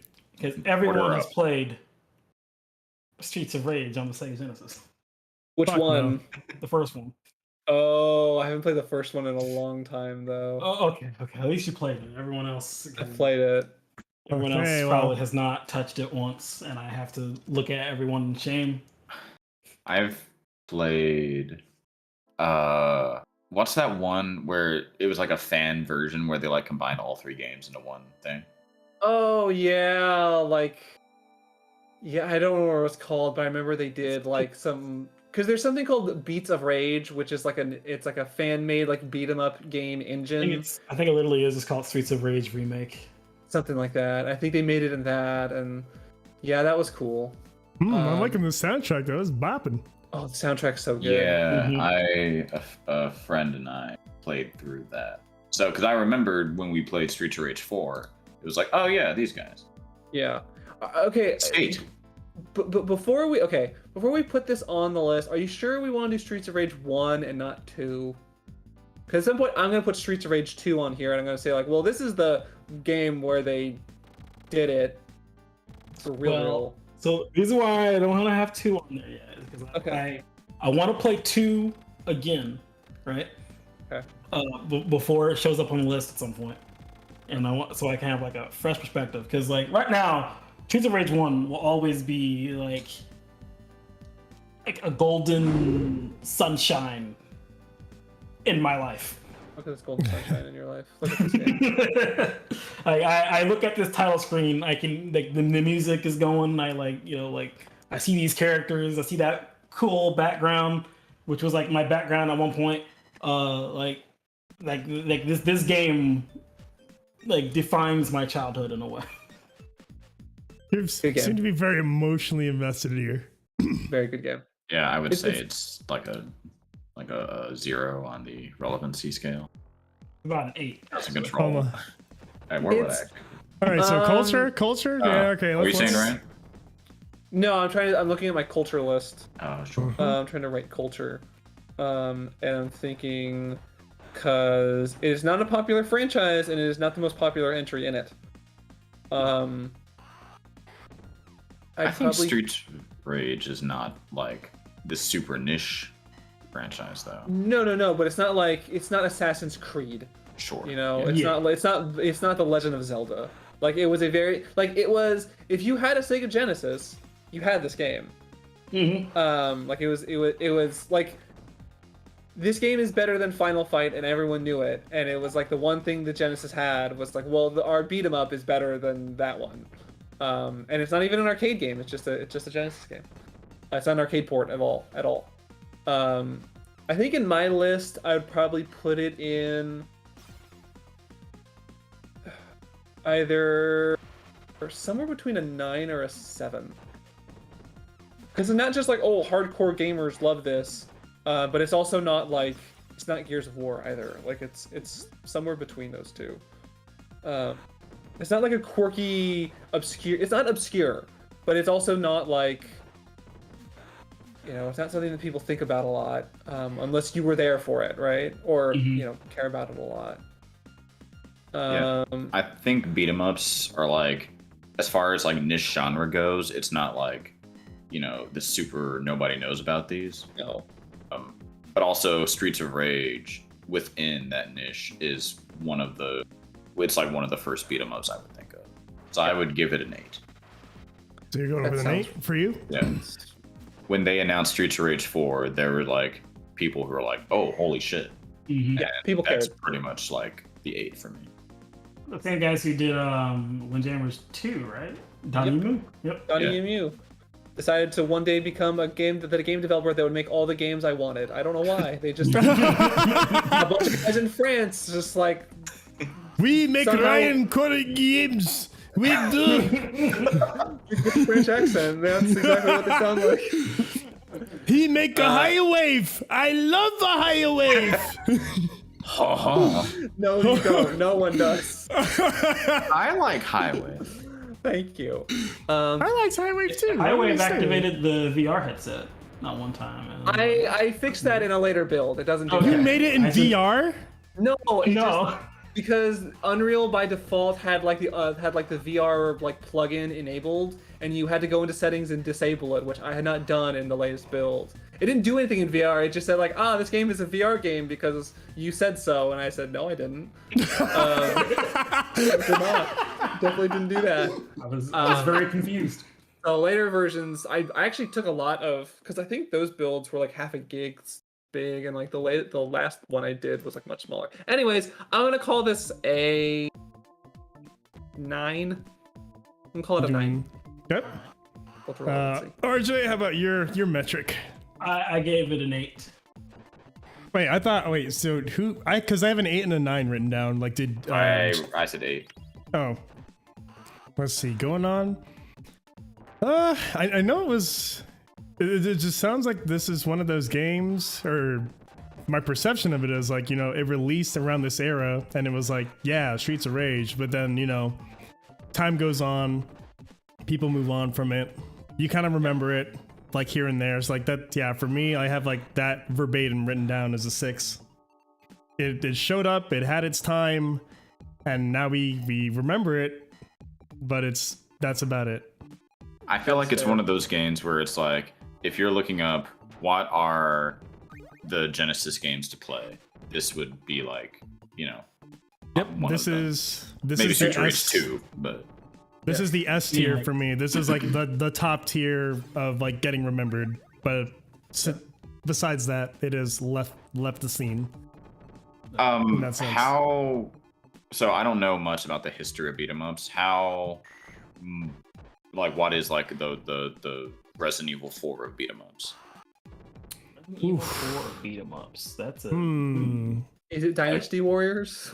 Well, no. I mean, no. Is it sorry. Let me Japan? rephrase that. What is like hey, when they make beat 'em ups nowadays, what's the influence? What's I like gotcha. the game that people talk about? Streets of Rage That's- 2. Okay. It's So Streets 2. of Rage 2 would be the like way higher up number. The Streets of Rage 1 is kind of the like they, you know. It's the first one. Okay. Yes. I don't mean to keep harping on this game. This game is like looking at this guy, like looking at Axel walk down the street with that like knife behind him animation. I'm like, oh yeah, man, I do remember this game. This game does own, but yeah, dude, yeah, this game is pretty solid. Well, we got Nate. Argue, We got Nate Ryan, out that of like us. Streets of Rage 3, aka Bare Knuckle 3, because you don't play the crappy American release. I need to go back. It Was he would be just even better than 2. Did he just No, I juggle would not fire argue at the that guy? all. Oh boy. Yes. He just okay. So is Streets of Rage 1 the Street Fighter 1? 2 Streets of Rage is 2 Street Fighter 2.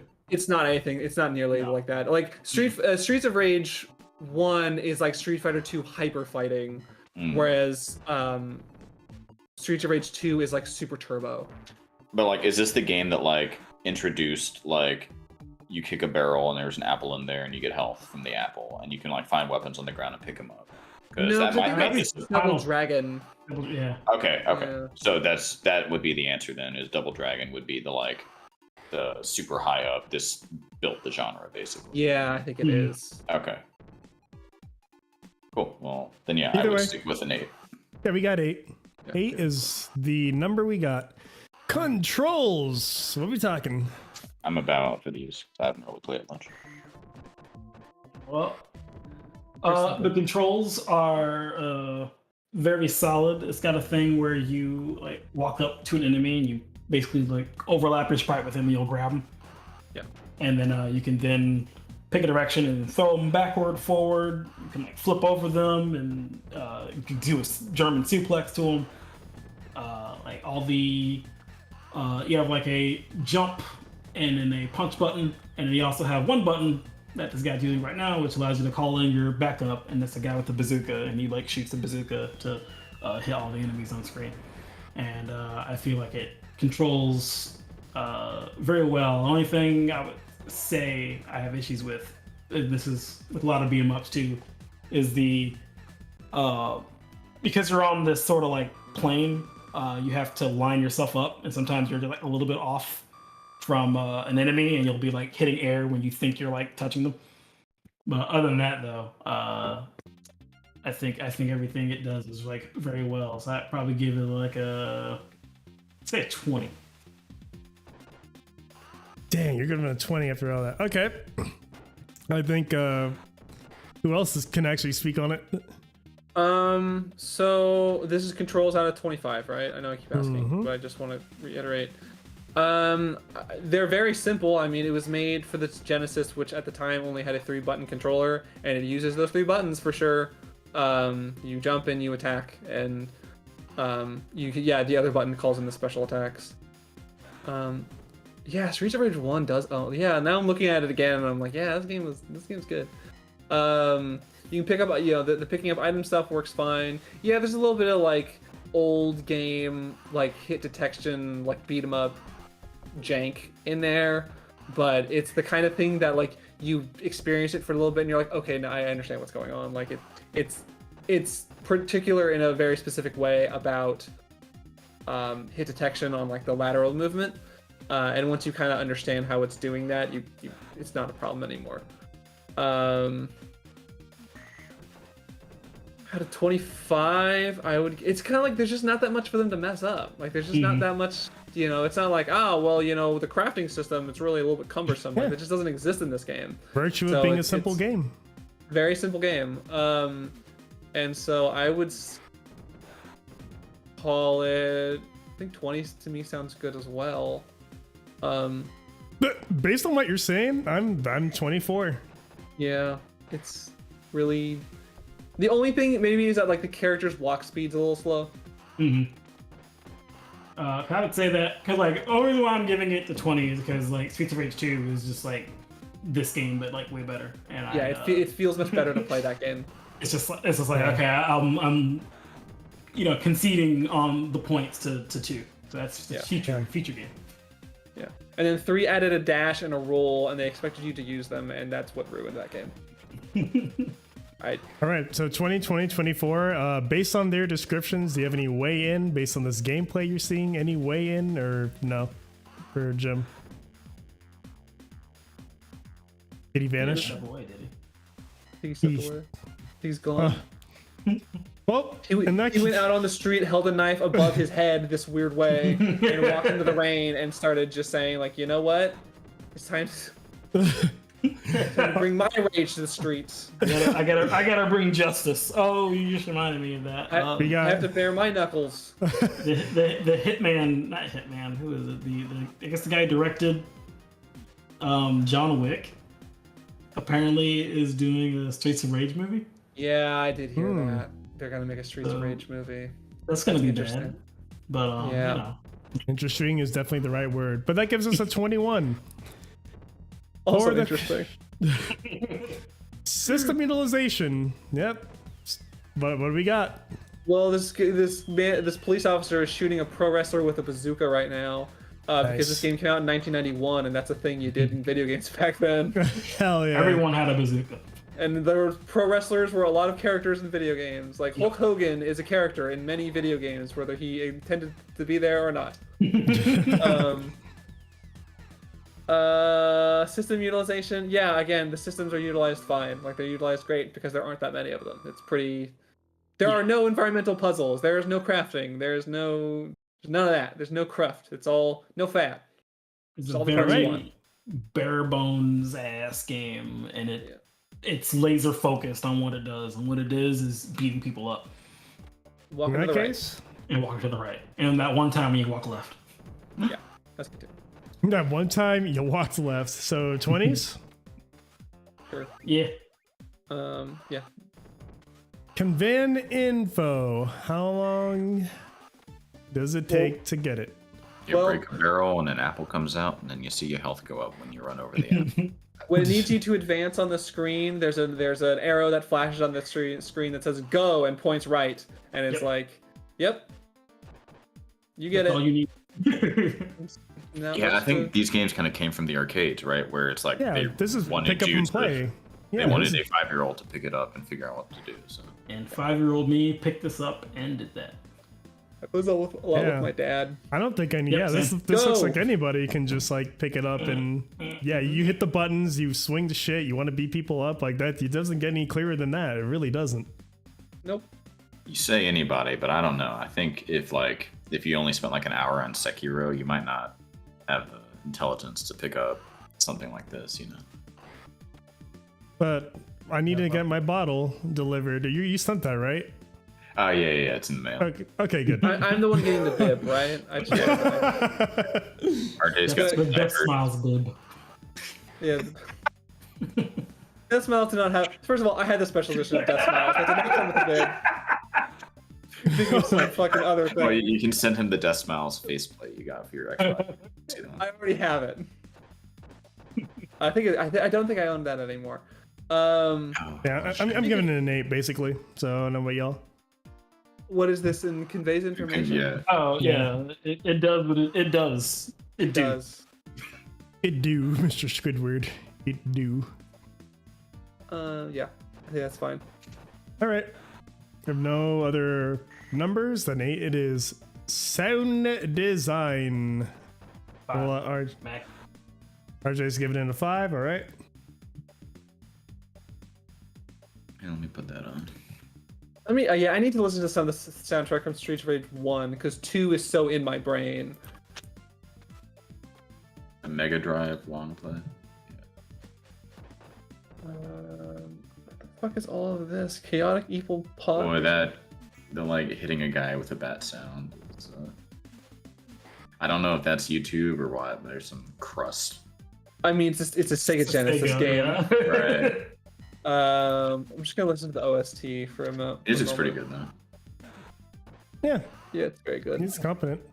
I like when you pick up a life. It's like Oh, and now I'm remembering the intro is good. And Stage 1. Yeah, these are all. It's the problem is that I've heard this so much. I realize, and so it's hard to rate it now because it's like, well, it's ubiquitous. Like I've watched like Street Fighter 3 Third Strike tutorials that use this soundtrack because you know, Hell yeah. it's a big deal. It's what you did. I think the music's good. I think everything else is like crusty in a way that I'm not sure I vibe with. you're just So what are you going with? horrible monster. Well, it's crusty in a way I do vibe with. Out of 5, right? Mm-hmm. It's not like insulting. It's just like, all right. I give it like a 3. Okay. Also, Ryan, Four. you're giving it a 4? Yeah, I'm giving it a 2. Damn. So, with 14, that is, yep, it gets rounded up safely to its 4. Targeting visuals. Oh man. It look at those backgrounds, though. okay. I mean, that was a really cool German suplex. Yeah. There's a lot of cool So German suplexes. maybe it doesn't get like a bad score. Look at him run with this knife. Look at him hold this knife and just this perfect strut. Look how excellent this is. It's even by sprite-based games. This isn't really a looker. Game looks great. It's got cool neon at the beginning, so it's out of 5, right? Yep, just out of 5. I'd probably give this like a like, because like a 1 would be like an ugly game, like, and so I'd like 2 might be unfair, but I don't know. I'm a 2. 3 might be a little too nice. I'll go with it 2. Look at this fat guy breathing I'm fire a out of 2. him. Come on. Like look at their bootleg Karnov just like going for it. He does have suspenders. Really, Does it's have And then this guy shows up. okay. I Brady shoots forgot a about bazooka. I forgot about the cop with the bazooka. This still gets a 2. All right, so a couple of 2s about Ryan and RJ. What's this out of? 5. 6? It's just out of 5. You really need to make a shareable doc or something. 3. 3? All right. All awful people. Okay, no. Don't let him sway you. He also said 3. Yeah. Okay, okay. RJ said 3? Yes. Oh, what the fuck? Yeah, I think 3 is fair. Because like the thing about the look and the sound of this game is that like when we get to Streets of Rage 2, that will have a point more in each category because it's just like it looks and sounds better. And Alright, there's so a this is 3. a 3, and then that will be a 4. Yep. So yes, 3. Some of its parts. Max points. There's so few parts to sum. That's the Exactly. thing. Max And points. it's the one part, and that part is pretty good. Having played an amalgamation of these games, I can't really tell you what was originally in 2 versus 1, but seeing like these cool suplexes and tossing, like it looks like it's like it's a beat 'em up I would like go back to. And there's not a lot of those. I probably would. The only one I played is like fucking Scott Pilgrim Saves the World, so. The game blows. I don't know. Like I guess I'd defer to Ryan and RJ. Yeah, I'm also. If it's. Some of it's I would give it max on some of its parts, but it's like by default it's like I mean, yeah. That's the virtue of being a simple game. If it's a simple sum of game, its not much to part. fuck up. You do it. You do it right. Yeah. That's it. Yeah, That's all I you have to mean, do. we gave Windjammers max points, and that's a even simpler game. So it's very on par. Similar fashion too. If you think about it. All right, the fun factor. How's everyone feeling? I hate beat 'em ups. 1. I'm maxing out my fun factor. I'm not actually giving it a 1. I will also defer. You're deferring. What's it out of? 3? 6. 6. 6? Give it a 5, just because it got refined later. Bro, what is up But with no, that this Dragon game. Ball character in the corner? No, forget Streets of Rage that- 2. That ain't the equation. Streets of Rage 1. How do you feel about this game? game's super fun, but is it like okay, it's better than Golden Axe. It's better than Altered Beast. It's better than. It's probably not better than Final Fight 1. It's probably not. Golden Axe and Altered Beast or beat 'em ups I would not go back to. Well, I mean, I would, but I'm for weird. comparison. I would go back to Golden Axe just to experience Thunder God. What's his name again? What are you talking The about? dwarf. Oh yeah, he's a little. RJ, how does this game compare to D&D Chronicles of Mystaria? Oh God, D&D Chronicles of Mystaria is game's perfect. Game's crazy. Right. So compared to that, which is a really good beat 'em up that I. This game is perfect in every way. Oh, okay. Well, God, Jesus Christ. I would argue that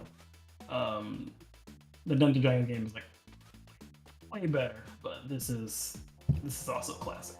I want to call this a 4. Okay, 4 and a. What's a 4? RJ? What was this? Out of 6. The fun factor. Fun factor. I'd probably go 5. It's All just right, a you've little gotten on a 5. clunky compared to what would come immediately after, and you play that and you're like, oh, okay. Especially like with what we have access to nowadays, like MAME, and like, oh, you can play like AVP or Punisher. Yeah, it's not AVP's gotta get on AVP. this list. Yeah, well, Punisher is too. Well, at least will be discussed at some point. So, story, is it safe to say it's just very like, here's an excuse to play the game, play it? Yeah. I You need to go fight Mr. X because Mr. X. he's created street crime, and now these cops have decided to take the fight to their own hands on the streets. Oh of my rage. God. This is it's a deep, heartwarming tale about poverty and capitalism and how they're intertwined in the power of hand-to-hand combat. I'm going to look at tell. the back of the box for this game You just have that lying around. and see if I don't have it I lying around. might Okay, actually I think have the Google. box link. Okay. You might do. Yeah. I know I Can do. I read this? 'Cause I just found a Google image of it. Please, please. What does it okay. say? Axel, Adam, and Blaze, ex-cops, the solution to punk pollution. The city is a war zone, and they're going out 2 at a time to give the gangs a kick in the guts. The guts. Not the butts, but the guts. Nice. This is the ultimate in street combat. These city fighters are martial arts maniacs with a battery of 40 individually controllable attacks, including jabs, headbutts, and overhead kicks. They're up against a mob of kung fu creeps and axe-hurling fiends. On the streets, it's only 2 of them against hordes of attacking scum. Slam into pipe-wielding weirdos and bash them with their own metal. Throw an uppercut and elbow smash. These goons keep coming. These that's the story of the goons keep coming. These goons keep coming, an axiom that remains true today. These goons keep coming. Oh my God. Just I watch don't the know. news. These goons keep... Headline today. coming. These goons keep coming. These goons keep coming. Just needs to. So I give it full points because there's no fucking story. Yep, there's no Yeah, story. short. And then for its time, how was it? What is it standard fare? Is it the best of the best, or is it kind of eh? Let me look at release order. Yeah, it really depends on when Okay. those like arcade beat 'em ups were out. Because compared to like those, this is like this. This is It's like 91. I'm trying to think like when did Golden Axe come out? Because if this is like what followed Golden Axe, then like great because this game is much better than Golden Axe. AVP Arcade was 94. Golden Axe is 89. 89. Golden Axe was in arcades too, wasn't it? Yes, it was. And so was Altered Beast. Yep. And that was 88. I would vote 2 because just in the like general window of early to mid 90s beat 'em ups, it's especially compared to arcades, it's not like the best. But compared to probably all beat 'em ups now and in past, it's probably at least above average. So 2. Yeah. All right, is the whole group good with 2, or does anyone want to throw in like a different number? I'm going with 3 because I feel like this is very high for the standard of the time. Because it would be a while before we would get AVP, and you know those like the classic Capcom beat 'em ups weren't around. Let me see the Final Fight. They I weren't think I around like even in Streets of Rage 91. 1 more than Final Fight. Yeah, I do too. Final Final Fight Fight, was got it. 89. Final Fight was 89 in arcades, to be fair. So this is before. Let's see, when did this come out? On the SNES though. 1990, around the same time, and I feel like this game is comparable to Final Fight 1, which was also a high bar. Like, there's a million of this type of game on the Genesis and the Super Nintendo. Like there's a lot of these. You know, there's a Power Rangers one, there's a Sailor Moon one, there's a zillion of them. Like this is better than the Ninja Turtles games. Yes. You know, I know people love Turtles in Time and Turtles in Time is really great. I get it. Like I think it's better than the Simpsons arcade game. Yep. I think there's just a little Really? bit more, like I think so too. yeah, I think it's Like Streets of Rage 1. yes, even Huh. Streets of Rage 1. Wow. Because it's still pretty solid. I mean, Streets of Rage 2, yeah, it's the best game in the genre, but 1, even 1 is just like it's such a high bar. I would give it a 3. Okay, so he's giving it a 3. RJ, 2 or 3? Yeah. 3. And I'm not even gonna choose to weigh in on this one. So y'all have gotten a 3. Well, hey, all It's right. Which hard to say means that. 85. Yeah. Well, Wait, I'm glad we raised the threshold to 86 just for this one game. Down to the engage. Why do you not want this on the list? I'm just kidding. Yeah, good I game. want to get all 3 of the games. It's solid. The 4 Streets of Rage. There are 4 Streets of Rage games now. There are, but would you consider 4 a banger?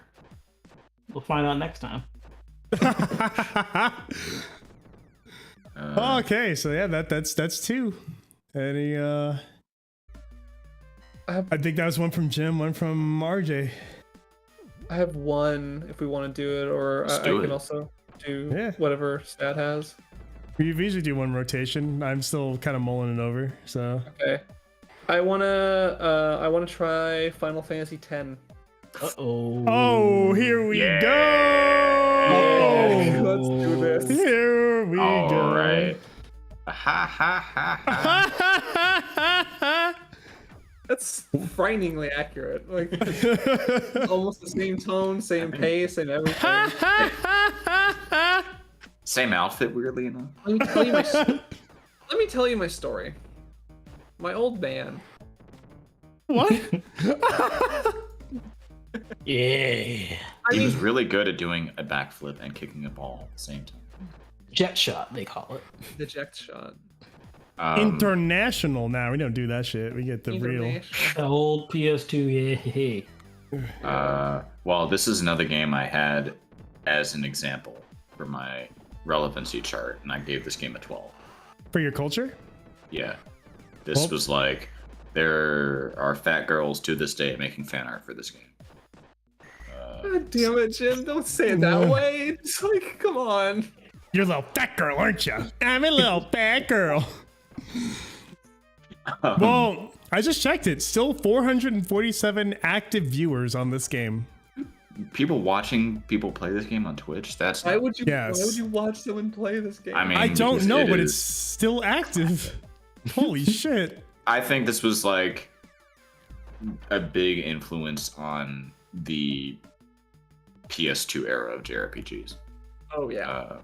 Like tonally, if not, because like maybe not like combat wise, but like everyone was really. This was the one where everyone was like, people can just wear anything nowadays, and and they still nowadays they're ruining Fire Emblem with crazy outfits now. So,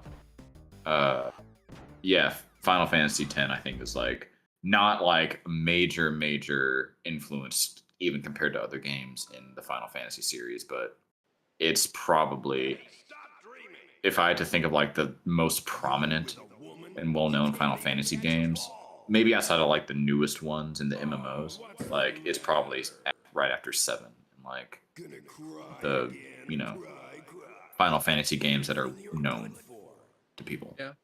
Okay. This in 6. Oh, in the same tier. I'm tied with him with the 12. That is exactly the numbers place it there. It was a strong presence. That was a game people talked about a lot. Had a good following in its time, and still today has a lingering scene. That is 12 by every definition in my list. I hate you. He's dead, okay? I put it as 11. Got 11? Okay. Yeah, because 7 was an example for me, and it's a 12, and I'm like, okay, it's not 7. He does look a lot like Okay. I was Oh. surprised too. It's 12. The first It's 11. time I saw him. Yeah, still in the ballpark. Everyone's still kind of in this same realm. How about you, RJ? Isn't Chuck I'm thinking about. have brought him here in the first place? Look at these It's a belts. 13. Look at the belts in this dress. Oh, it's cool. Oh man, yeah. belts I just and clicked belts off and the zippers, same man. one. Like all JRPG characters wear belts was like the JRPG discourse for about a decade. Maybe this is a 12 in relevancy. God. Hmm. Look at these belts. Just because of the belts. Look at these belts. Yeah, man. Man. Fashion Yeah. aside, That neck snap. this Sticking to game my 11. is so good. Oh yeah, Oran. Like One. how many fucking like people thought he was like the coolest dude because he wore his like arm hanging in his shirt. What? He's missing an arm. He's got both arms. He just lazy. I think one of them doesn't work. It works. He uses them right Oh, I there. guess he doesn't. Yeah, no, he's just cool. No. He just He is cool. lazily uses one You arm. said how many people thought? You mean how many people think today? Still, me. I do. There you go. He's very cool. Aaron is cooler than I'm ever gonna be. You should get a big sword and a red bathrobe. I can get Oh, the bathroom pretty damn. easily. You can go The to the sword mall, might probably be a find a little bit sword. harder to get. Get a katana. Where's the nearest Spencer's Gifts?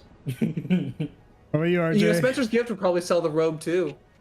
I think I just said 13. Yeah, I'm You at did? 13. Oh, I didn't hear that. That's my bad. It's 48. better than the Final Fantasy 13. Yep, that leaves it exactly as out of 12. Yeah, makes sense. That doesn't make sense. Final Fantasy 10 is 10, not 12. Control. Shut the fuck up. The Final 12. Fantasy 12 would probably be a 10 on my chart. Yeah.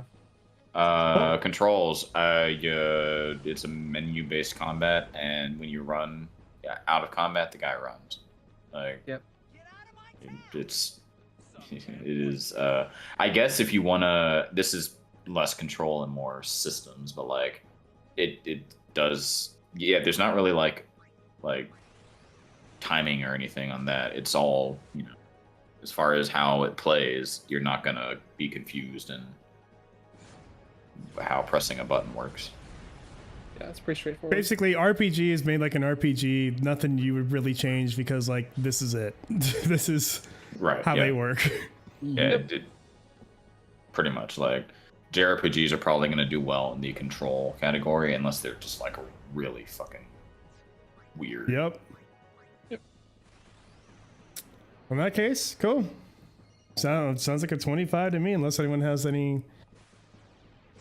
Like, no, but like, unless this has been one-upped. I mean, you could argue maybe like, oh, Paper Mario had the like button timing to do extra damage or something, but Yeah, yeah, like, that's just a choice. Like, really, Yes. that's not a requirement. Yeah, Skyrim's in first person. Like, yeah, I guess it is. and as far as like menu RPGs, there hasn't been like a major innovation. Menu RPGs. You know what? I All know. right, the rest, system utilizations, like all the combat, all the enemies, all the items, all the bullshit. Like, how is it all going? You know what All Final the Fantasy bullshit. 10 doesn't use enough? What? Racism. Yeah. Well, besides that, No. There, I was just agreed. there is it's like, what is it? Like when you're fighting like Evray on the airship and you can give Sid commands. There's that whole, Oh. or like do a pincer attack on this fish man. I think those are like the only 2 times I can recall. There might be like a talk button at one point for a boss fight, but I like, totally forgot about they that. have like all this like extra stuff that they didn't use, and they kind of just seem like, we tried, but didn't really do anything. Sure. Here's the game. All right. So that doesn't really like do much, but that's it. I might be falling on my sword a little bit, but Blitzball sucks. You're a monster. Blitzball is terrible. Okay, You're both thank monsters. Blitzball Thank is you. awful. I got all these Blitzball fucking is people who are great. like, "Oh, you just don't understand Blitzball." It's like, look, I've played sports games. Who is that? Who is I- saying you that Blitzball is good? Well, RJ is one of them. Oh god. Blitzball, no. Blitzball is just fine. Blitzball Is it? is like a problem that you solve and you understand how to solve it, and then it's like, well, I no longer have to think about the interactions with Blitzball anymore because it's like, oh, you get behind the net and then you do the jet shot a bunch of times. Exactly. Unless you want, but then Yeah. you want Waka's best weapon, and you got to do it a bunch. Yeah. You Great. that's when you make the decision not to get that weapon. It was great. It's not great. Let's also talk about the sphere grid. Oh, I like the sphere grid. You like the It's great. sphere grid? It's great. Yeah, because it allows you to take Yuna and put her on the bench, and just have not Lulu, put her on the bench, and have Yuna be Lulu, but better. I like that. I thought that was a neat way to do like class building in a JRPG. Is like, hey, if you want, you can just like spec into another character. Mm-hmm. Yeah, but it's also very like it's just cumbersome to deal with. Like in terms of like what it allows you to do, you're right, that is cool. But in the way that you interact with it is it's kind of an ability tree for assholes in a way. Like it's just like, what if this whole game was a bit like we took the leveling part out of the JRPG and made the whole thing like an ability tree, and except some of the abilities are adding points to stat. As opposed to like an actual skill you get. Not you stat, but like a statistic.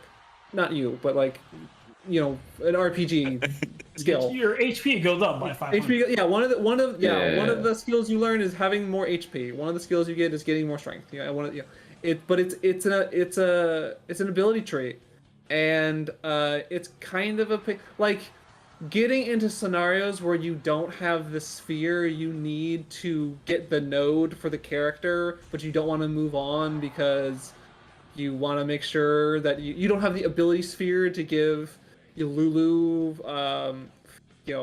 the level 2 blizzard attack, but you don't want to level her up anymore because you don't want to have to like get more points to go back on the stupid fucking grid, all that shit. It's cumbersome. I get that. That may be more like a information conveyance failure more than anything else. Because I didn't have that trouble, but I see how that could come about. It's not a perfect system. Like it definitely feels like we have to do something different for this game, and they did, and it's like it's functional, it's fine, but it's no job system. I would also say that the combat is the best in the series and one of the best in JRPGs. Yeah. Really? The getting the turn order stuff and being able to manipulate that, and I remember it's definitely my favorite Final Fantasy to play. Really? Yeah. The best in the whole series. Yeah, I mean, I've not played a whole lot of 12, so maybe like programming a game to play itself is more fun at some point. But I liked the gameplay more than 7, 8, 9, 6, 15. Jesus. Those are the ones I played. So I remember seeing this cutscene and thinking video games will never look better than this. right. I remember seeing this and being We like, nothing will peaked. ever. This is the peak. Like this is like the way that like an older generation will talk about like Mortal Kombat and seeing like live action actors in the game. That's what I thought about this. Like this is like they look like real people. Like this. That was me for 12 because I played Yeah. some of 12 before, Uh-huh. and I was just like, oh my god. Look at this, yeah. Look at this game, and now they all just look like Jello people. They just like weird plastic mannequins, just shuffling Right. around, playing stupid underwater soccer. Yeah, I think if this game loses points anywhere, though, it's system utilization and like maybe story, because like it's just Blitzball is kind of a mess. I have my issues with the sphere grid system. I'm not saying it's undoable, but it's just I don't like it. Um, and other than that, it's also the game where we went from some like open world stuff to like running in a straight line through most of it. Sure. Which is kind of an unfortunate change. Like it's not that way all the time, but Yeah, like that I a was lot. talking to RJ yesterday because he's playing Xenoblade and talking about how easy it is to double back in that game. Because I remember in Final Fantasy X, sometimes you'd have to like run through like dungeons to get back to a thing in Mhm. Oh order yeah, to unlock a fuck skill. that. So yeah, that's fair. But I really love the combat. I don't know what the stat chart puts like great gameplay that is hampered by some like chaff. That's not like Basically, like if there's no technical, if there's nothing like technically wrong, I can't give it anything lower than a 17. okay. But then like there can be some system imbalances, like maybe some stuff is used better than the other. There's some stuff that you would be better off trimming. It sounds like Blitzball, like the game could gain from that. It may not. But most everything is kind of like it's pretty solid. Most things help the game rather than hamper it. You can't Yeah. just keep pointing to system after system after system and going like, yeah, this would be better off, or this needs a fix. This is bad. Like, it seems like it's only like a couple things that you're pointing to. That's Sure. like, this could be, touched up. So what, like an 18 sounds like how I describe it? Right. 'Cause What I'll you're also describing 18. to me is like a 17, 18 of like, is what I'm hearing, Okay. but I'm gonna like not weigh in because I haven't played Sure. it. So Yeah, I'll go with 18. I think there's because like if Sekiro was a 19, which I think is what I gave it, I'd say like this has more crack than Sekiro. As far as like dead weight stuff that I don't like and could do without. what about the rest who have played it? What are their inputs? Right. I will say 14. 14? Okay. Because Blitzball would be the game would be better without it. And I think the sphere grid system needed some rethinking. Yeah, if you don't like the leveling system in a JRPG, that's Yeah. I see that being justifiable for a 14. It's doable. Like I'm not saying it's like completely breaking the game, but it was just like this is such a cumbersome thing to have to deal with. Like Um, if we ever talk about Final Fantasy VIII, I see because I would probably like there are systems in Final Fantasy VIII that I think would justify a score maybe lower than 14. The draw But- system, Yeah, The draw system. Yeah. and the junction system's not the junction my favorite. system, So for sure. but also has triple triad, which is like 18 points. So Excellent. That's the Oh only my reason God. to play Final Fantasy VIII, kind of. right.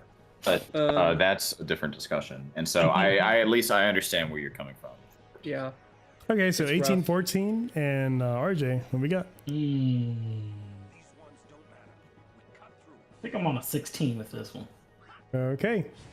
Final Fantasy X gets a 16, so that puts us at exactly a 16 with your scores. That's right. I am the decider. People like those sphere puzzle things that you have to do for Yuna, and you have to like put the spheres in the right place and open the platform. Cloister of Trials. Do people like the Cloister of Trials? Because I don't even I'm remember the I cloister. don't remember. I'm in the middle on those. I think they were fine, but I was like, okay, well, that's I fine. only remember the music. Cloister. I also remember the music. It's good. What about Music. It's got good conveying music. information? Really good. Yeah, it's very good. Yeah, I don't remember there being much in this game that was like, what does this do? You don't? You don't, oh, You don't man. remember Blitzball? Did we just have a Blitzball conversation? Never mind. But also, I've also played many sports games, so I know how you move the ball over, you pass I it to guess- the I guy, guess that's and true. then you kick it into the goal. So Blitzball is the game, except not sports. And you run into enemies on the field instead of it being random. See? Blitzball is like if sports were dog shit instead of crap. Yeah, no, like I think you're probably right in that there's minutiae, like like the lightning bolt dodging and the chocobo race, and some of that is like, oh well, this is not as cut and dry as I thought. But when I think about like you walk around and you attack a behemoth, you know what to do. Yeah. This was a game that I was very grateful to have a strategy guide for, because I did Okay. have it, and I was just like, this is helping me. Like, obviously, I'm very young at this point. So, like, you Sure. played it way later, right? Yeah, Like, you yeah, I played it, it like a decade ago or something. yeah, I played less it than around the time it came out. Well, you know, maybe a year or so after, Mhm. and was really grateful to have found a strategy guide or like some game FAQ, whatever, to be like, okay, this is what's going on, because this like the turn order thing and what it's supposed to do and how to level up the character, like the sphere grid thing. And if you wanted to get any of the secrets or extras, like the ultimate weapons or the extra summons, that felt very much like someone needs to tell you how to do this. Because otherwise it's just like, yeah, go back and like interact with this thing a second time, and then it'll do the thing you want it to do, and you're like, why would I have ever done that? But I think it conveys information. It's not like the combat is hard to understand, right? And like, it's a very linear game. Like, it's a very linear game, and so because of that, it's not like the exploration is very hard to do. Like, you don't get lost. Mhm. It's like Final Fantasy 13 that way. Like, you're not gonna get lost. You're not gonna not know what to do next. All the difficulty really just comes through its like combat and like understanding how to do the encounters and the fights. And that's pretty well explained. So maybe I'm being a little harsh. So what would Blitzball is you black give it number what? out of 20. Yeah. Out of 8 for conveying Yeah, information. eight. Yeah. 6. Yeah, I can go along with that. 6. What about you, I think RJ? I had a point, but I forgot what it was, and it's probably 6 now. I'll show you my point. Stop right there, goers. Stop right there, goers! What You the? guys are They're smiling now, Luca but not for goers. long. That's the dumbest name for a team I've ever heard in my life.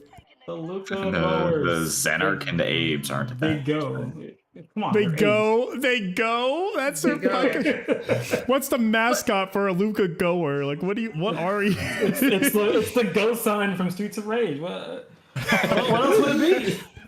It's the sortie sign in Europe. The exit sign. It's a guy running out of a door. Oh no! Why is Yuna just wearing sleeves? Like, she just has like they're not part of her shirt. They're just She got the sleeves. Sasuke sleeves. Look. All right, there's a category for talking about these sleeves, and that's coming up. The category was system utilization. She utilizes the system of her sleeves very poorly. RJ, what's your number? Information. Oh, right. I guess I would also go at 6. Well, 6 it is. Sound design. Take it away. 5. Out of what? 5. 5. Yeah. I just remember that opening theme, and it's like, yeah. Banger. The rest of the game could sound like ass. It could sound like that one bus game, Crazy Bus. Crazy buzz. That opening Crazy theme Bus is has the greatest soundtrack so ever. good. Would you like Um, that stupid fucking butt metal thing? That butt Butt metal. new metal song? You like New that song? Sorry, the title screen theme. Oh, okay. Yeah, no, sorry, no, not the when he's playing Blitzball in CG. I mean the Yeah. Okay. Yes, you're title, right. The title. That theme. is a yes. And honestly, even though it's really hokey, like as far as JRPGs go, the voice acting is pretty standout. Look at this big round man and his big round drum. Look at this guy. This fucking idiot. He's living. Oh, there's his 2 of truth. them. Oh my god. They're the same And all, height like, and they're the same the size. weird and bird the same- people who have like their wings are harps for some reason. I mean these are people in costumes, but I think Oh, there he is, Satan. Who's this mild mannered it's, leader? Is he like the main Seymour villain or Guano. something? He's How, like, how could you tell? yeah. So in this scene, he's just like a local leader who's going up to like yes, time to host the tournament. But he looks like evil. He looks yes, like a devil you man. are. Oh my god, he's And- evil. And the game pretends like it's going to be a big surprise when he turns on everybody and is actually evil. And it's like, no, he looks like a devil. when He's he summons sweating and he's evil looking and he's Yeah, exactly. he summons literal Satan. oh my Like, he has god. he has the devil gene in his thing. He's like the final boss of like Tekken Tag Tournament or something. Like, Yeah. And it's just like, oh, hey, Mr. Seymour, here for charity? Oh, yes, I'm going to not murder the children. And everyone's like, yes, why? Just to be expected of you, Seymour the Great. And then like 10 minutes. Oh, and then it's like the big bad monster attacks, and he summons a bigger, badder monster to fight it off. And it like looks like an evil devil monster, and everyone's like, "Whoa, Seymour, you saved the day! How valiant!" And no one's like, "Can you see what the fuck he just pulled out?" see what he's I got packing? some questions for you, Seymour. It's like if he pulled out like a Luger to shoot a robber. You know, it's like, why do you have that? It's a very functional gun to talk about. It's like, I mean, good, you stopped the bag, but like, what is that etched on the side there? You got like a Tommy gun? Like what? I mean, tell me it was Joe Bro and the Suggins gang, and he like shot Suggins into the wall, and then It's like fucking. it's like if someone tried to steal like a hot dog from a concession stand and the guy pulled out a katana and cut him in half. Right. It's just like, whoa, dude. It's like, too look, much. I mean, you just saved the day. We won't. Thanks for saving the hot dog, but like, and he's like, oh yes, yes, the hot dog really is sour like my demeanor. It's like, okay, come on, he's the Yeah. bad guy. He's I a think villain. I'm here. He sounds evil. He looks evil. Yeah. Yeah, he's sweating. But- I think Mr. I'm. Seymour. No one here's drinking, He right? doesn't sound evil. He has a very soothing, relaxing voice. No. he doesn't. Yes. I'll teach the boy, come my son. I will show him the ways of the herd. The poetry of the Anywho. world's destruction sings upon my lips. And it's Sounds like it's a 5 for the sound Yeah. design. No, Yes, no. but the soundtrack is extremely good. Yes. Except for that stupid. That one. Well, You know, it's it was okay. 2001. it's we, very we 2001. I mean, we all accepted Limp Bizkit for way too long, and Yes. we're I paying our accepted penance once. with the Final Fantasy X opening cutscene. And the final Alrighty. boss. Yeah. Visually, It's a 3 from me. Yep. Anime style.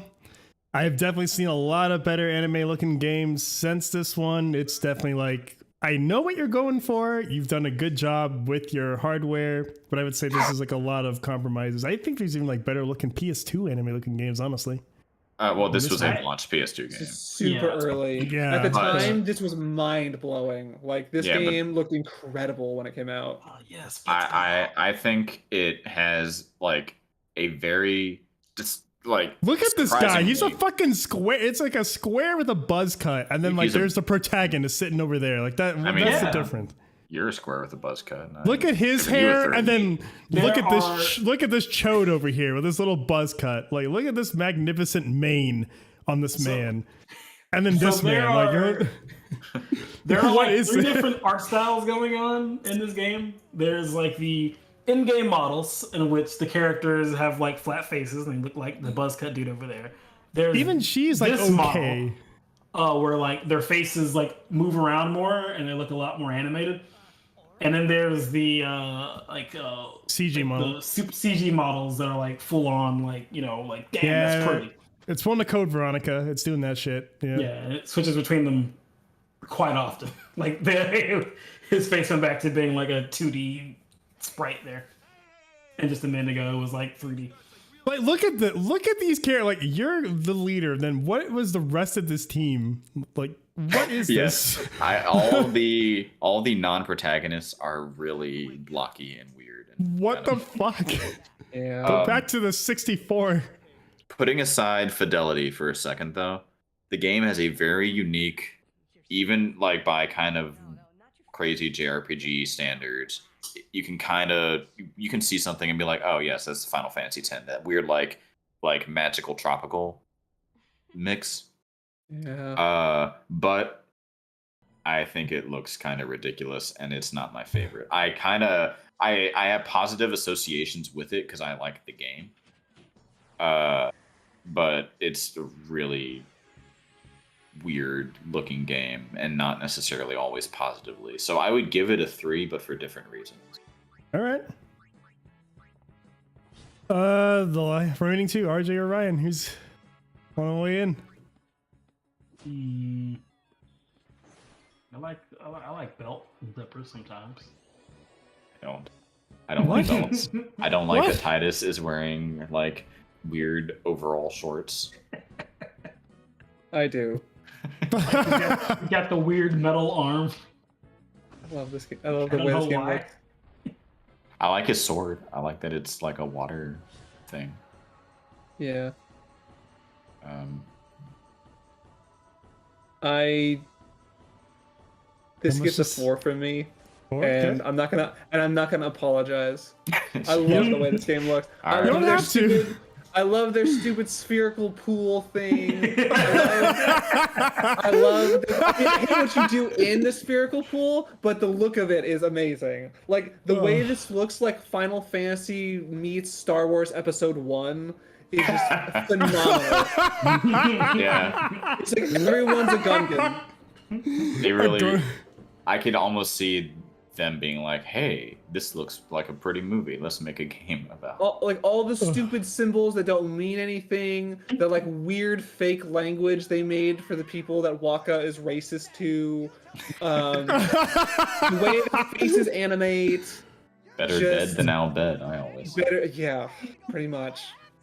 Like all the character designs are fantastic. All the fashion is wonderful. I understand it is not like visual fidelity these days. It aged very poorly, but in terms of the style, man, I love this game. Are you calling really Titus do. a hype beast? I mean, if anyone's ever been, Titus is my Mr. Beast. That's what I'm saying. That is a live mis- Titus- Yeah, that looks if like Titus fucking chal- Leia with the little buns right there. If Titus challenged me to stand in a circle for a day, and if I did, I'd win $100,000 or whatever, I would do it. He Okay. is my Mr. Beast. What if he laughed at you the whole time? I would stay there for 2 days. All right. Well, I can't argue with that. So. Look how cool his animation looks. Look how Hell cool yeah, Ifrit fucking looks. Ifrit, dude. Look how. Okay. Like my favorite summon in the whole series is Yojimbo, because he just like kind of emerges, and then you give him money, and then he decides if he's gonna actually hurt the guy, and Yeah. that fucking rules. But a lot of this game also looks like Lulu's belt skirt, and I cannot, in Nice good looking conscience, belt give that a good. Okay, what's Yeah. your score, RJ? Yeah, which is your score? Was it out of again? 6? 5. 5. 5? Oh, okay. It easily gets a 4. Which puts it to a 4. Lulu's belt skirt is Again. iconic. Yes. No, it is. Like, think about It really JRPGs is. of the era. It's like that belt skirt is more relevant than any piece of clothing any character in a Mass Effect game has ever worn. That's not a good thing, and also I don't know if that's true. I remember my dad coming in and being like, "What the hell are y'all playing? Why are they dressed like that?" Are you playing 10-2 not or a good 10-1? thing. Because there's a Good thing, I difference. Is Lulu in 10-2? Yes. Yes. She's- She she's has pregnant. a baby. She Pregnant. has a baby. Baby. Is it hers? Yeah. Yeah. She's like Lulu seems like someone who could like go to a How mall dare and you? just like Lulu is snatch a baby. Pure lady. No, she's Wait, expectant. what? She can just snatch a. Wait. Finish that thought? We're good. Anyway, some of his parts. I think despite all the problems with it, this game's a 7. It's incredible. So I just heard that phrase, which puts me at a 6. With some of its parts. Yep. Oh man, because some of its parts are so good, but some of its parts are so bad that they're kind of good still. Right. Would you It's a- say most are like are most things coming together all right, or is it just like Oh, yeah. how many things are you saying like are I feel coming like together? every hour I play this game, there's a moment of like, oh fuck, that's right, this. But the rest of it, I'm chilling. Like the rest of it, I'm vibing to this whole game. Out of 8, Actually, I'm Seven, gonna drop mine to a sorry. 5. I'm dumb as hell. I would say this is a And 6. out of 7. I'd say it's like a 5. So 2 5s, a 7, and what do you got, RJ? I think I'm going with the 6. And a 6. Yeah, I think this game transcends its faults. It does, but it does so we have got them. 6.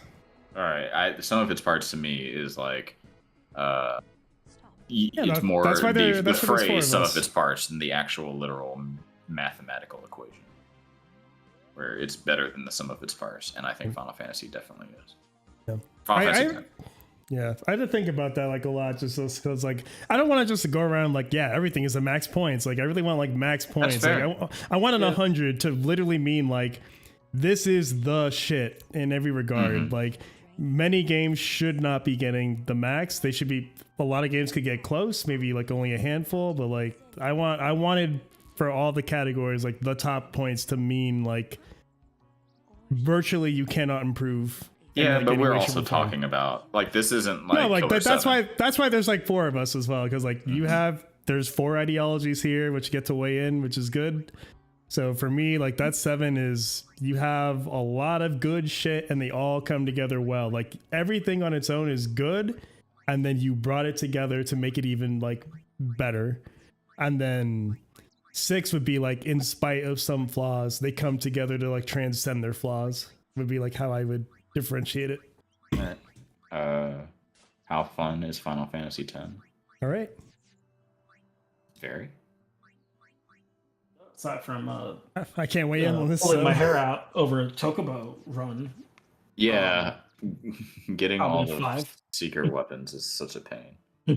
I would probably also give it a 5. So 2 5s.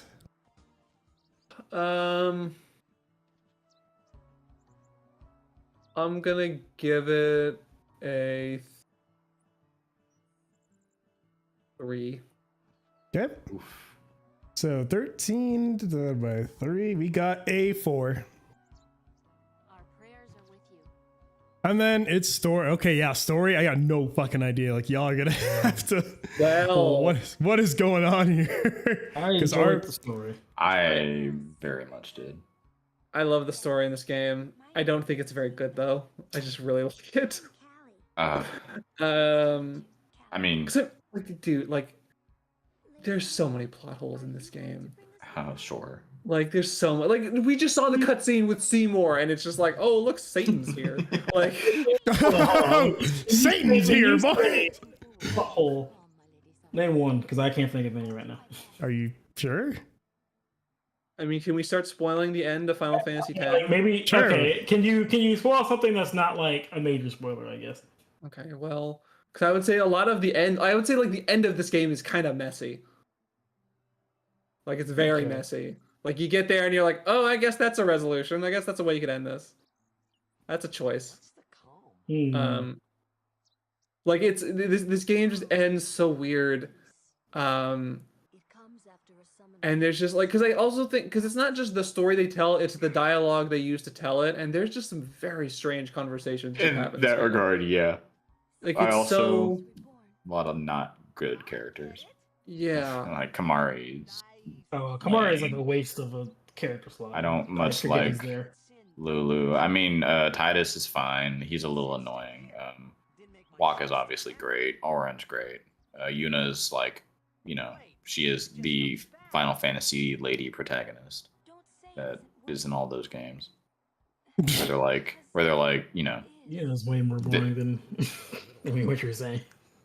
okay, sure, like compared to like FF7, but like I also think of like what's her name from 9 and like 75% of the cast of 6, where it's like, yeah, they're cool, but like, not stand out. I would say like Waka is a racist, and I just don't like Waka. What? Oh, he learned his lesson. I mean, yeah, he becomes not racist. Like he gives his apologies and realizes the errors of his ways and says he's gonna do better next time and he wants to keep making content. I get it, but like, Wait, what? He Wait, what? He apologizes for his Albed tweets from 2012. yes. Okay, so I'm there's a so race lost. of people in this game called Albed. It's what is it like AL BHED. Yeah. and the super religious people of the main religion of this world don't like them because they think they have brought like the end of the world because they build machines or something like that. People are of varying opinions about that, but because like Waka is very devout, he hates these people. Like he hates these people and does not trust them at all. And so he's literally racist. Like he's like that is a Yes, major openly. part of his character. He's openly racist to these people. And of course, then one of them joins your party, and then you learn to realize like actually these people aren't so bad, and we all, hug it out. But he I still think- was racist. I think He learned. I think you can tell a story about racism as long as the story isn't about how cool it is. It's just And I very think this is- twisted. It's very Sure, poorly yeah, done. but also, I mean, that's a for its time thing. Like, hey, we're Yes. telling a story at all, much less about I like know. the power of loving your fellow man, the power is yours. even the ones that don't like Sekiro. Yes, I like actions it. and Kamari. I don't know. You only gave it a 3. Yeah, it's all right. 3. Yeah, but you like Sekiro. I just forgive you. Okay. But you said me, but I'm still getting my bib, right? Yeah. It's a really weird story. I really like a lot. It's one of those things like when we set out and we said like what's the goal of this list, and like, oh, here's a list of games that I can honestly recommend to anyone who likes games, that you should play this and you'll have a great time. I'm not sure if I could recommend the story to everybody. I'm not sure if everyone's gonna be like, oh yeah, this is awesome. I feel like a lot of people are gonna be like, this is dumb. Like, what is No, this? And this is- RPG lovers in the realm of RPGs. Well, in the realm of people who like Japanese role-playing games, then yes, this story is It's like fantastic. a masterpiece. This is a masterpiece. Yeah, 100%. But you're saying there's still like some like I'm pretty sure everyone's just a summon, aren't they?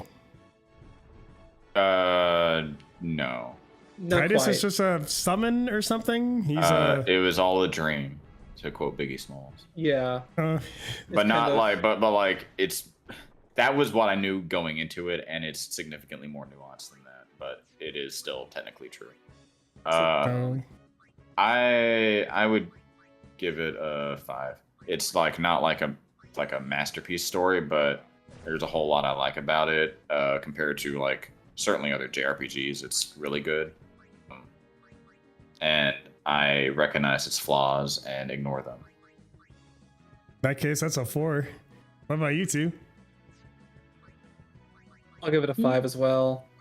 It's very flawed, but it is the parts that work very well. That I mean genuinely, like I don't just mean I'm not just like joking around and be like, oh, this game, what a wacky game this is. But like the parts that do work like the relationship that Titus and Yuna build, and like him learning about the world the way that at the same pace that you learn about the world, and the way they make like you Titus is like a decent cipher for you to understand what's going on with these characters, because everything they do is really strange because it is very strange. That works really well. And games struggle with that now still. Games with like more like mature, intelligently written stories struggle with plot elements that this game does better. I'll say that. I believe that. Writers today suck ass. What about you, RJ? Yeah, I think I'm getting a 5. The vibe of I- 5s. All right. That makes it a 5. All right. Also, if I just cut you off right there, I apologize. Oh no, it's okay. I think Ryan and Gene happened to say everything I was gonna say anyway. For its time. I remember this thing being like the shit, honestly. Yeah. Mhm. Yeah. Like, surprisingly, even in the wake of Final Fantasy VII, which kind of set the tone for the. It's crazy that this was 4 years after 7, and also 3 games after 7. This was the first fully voiced thing Oh P- yeah, too, I think. JRPG. I think the first fully voiced JRPG. Jade Yeah. Cocoon for the PlayStation 1 is fully voiced. That come out before this. Wait, what? Well, it's a PS1 game, so I'd assume Jade Cocoon. Oh, okay. Well, there you Okay. go. I mean, I think Jade never mind. Cocoon is not as like we're not talking about that. We're not talking about that game. Made it this, either way. This But came out in '98. It might also be much shorter. Yeah, like this was the standard bearer for like a huge genre of games for the PS2 for like the entire PlayStation 2 lifespan. mhm. Like, this game got people into video games, like a lot of people. Mm-hmm. Fucking, it's good. You should play it. Play Final Fantasy X sometime. Alrighty. Yeah, there's a Stats- couple of just games don't on do this list I would definitely like want to try for the first time because there's a few games on here I have not tried. Yeah, like So, Sekiro. I've tried Sekiro. It's all right. Are you sure? Yeah. You got any suggestions? Yeah, let's see. What gen? Okay, we've been Gen 9. Not a lot of action. There's like 2 other You- games I can begin to think of. Yeah. You did some for Gen 8. Let's see. You know what? I'm gonna toss this one in just out of curiosity. Let me pull up its box art. Mama Hatred. Cookstar. Cooking Mama. Isn't Switch Sports. Didn't the last Cooking Mama game like fry people's DSs or something? I think that was a rumor that was not true. But okay. I remember, I think it was like a very broken mess. Who was slanderizing Cooking Mama? Well, no, All the this last tweaking. one that was released had to be pulled from stores because it was like the license ran out or something and they weren't allowed to release it. Ah. So if you own a Nintendo Switch copy, Oh, I have not played this. RJ has. yeah, I played some Alright. of it. I haven't finished it Okay. yet. Motherfucker. Okay, wait. Am I the only one that's played this? Because I don't want Is to it- like have that scenario. Yes, this is fantastic. Okay, I should. I like. All right. I've liked what Oh. I've played. I just got Xenoblade 3. You know. Yeah. Okay, Yeah, I'll we can pull come back on to it. it in a few I'll pull- months. I will pull back on it then. I'll Let's make a try- note to try it out because it's probably very good. It has been.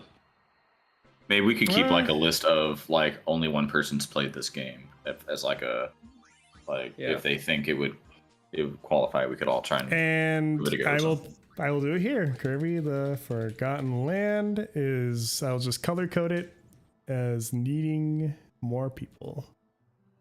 A note to give it a try. It's a good one. Let me guess. My mouse died, right? Yeah. The stream is as good as the time. Mhm. We'll entertain the audience. And, well, All right. Anyway.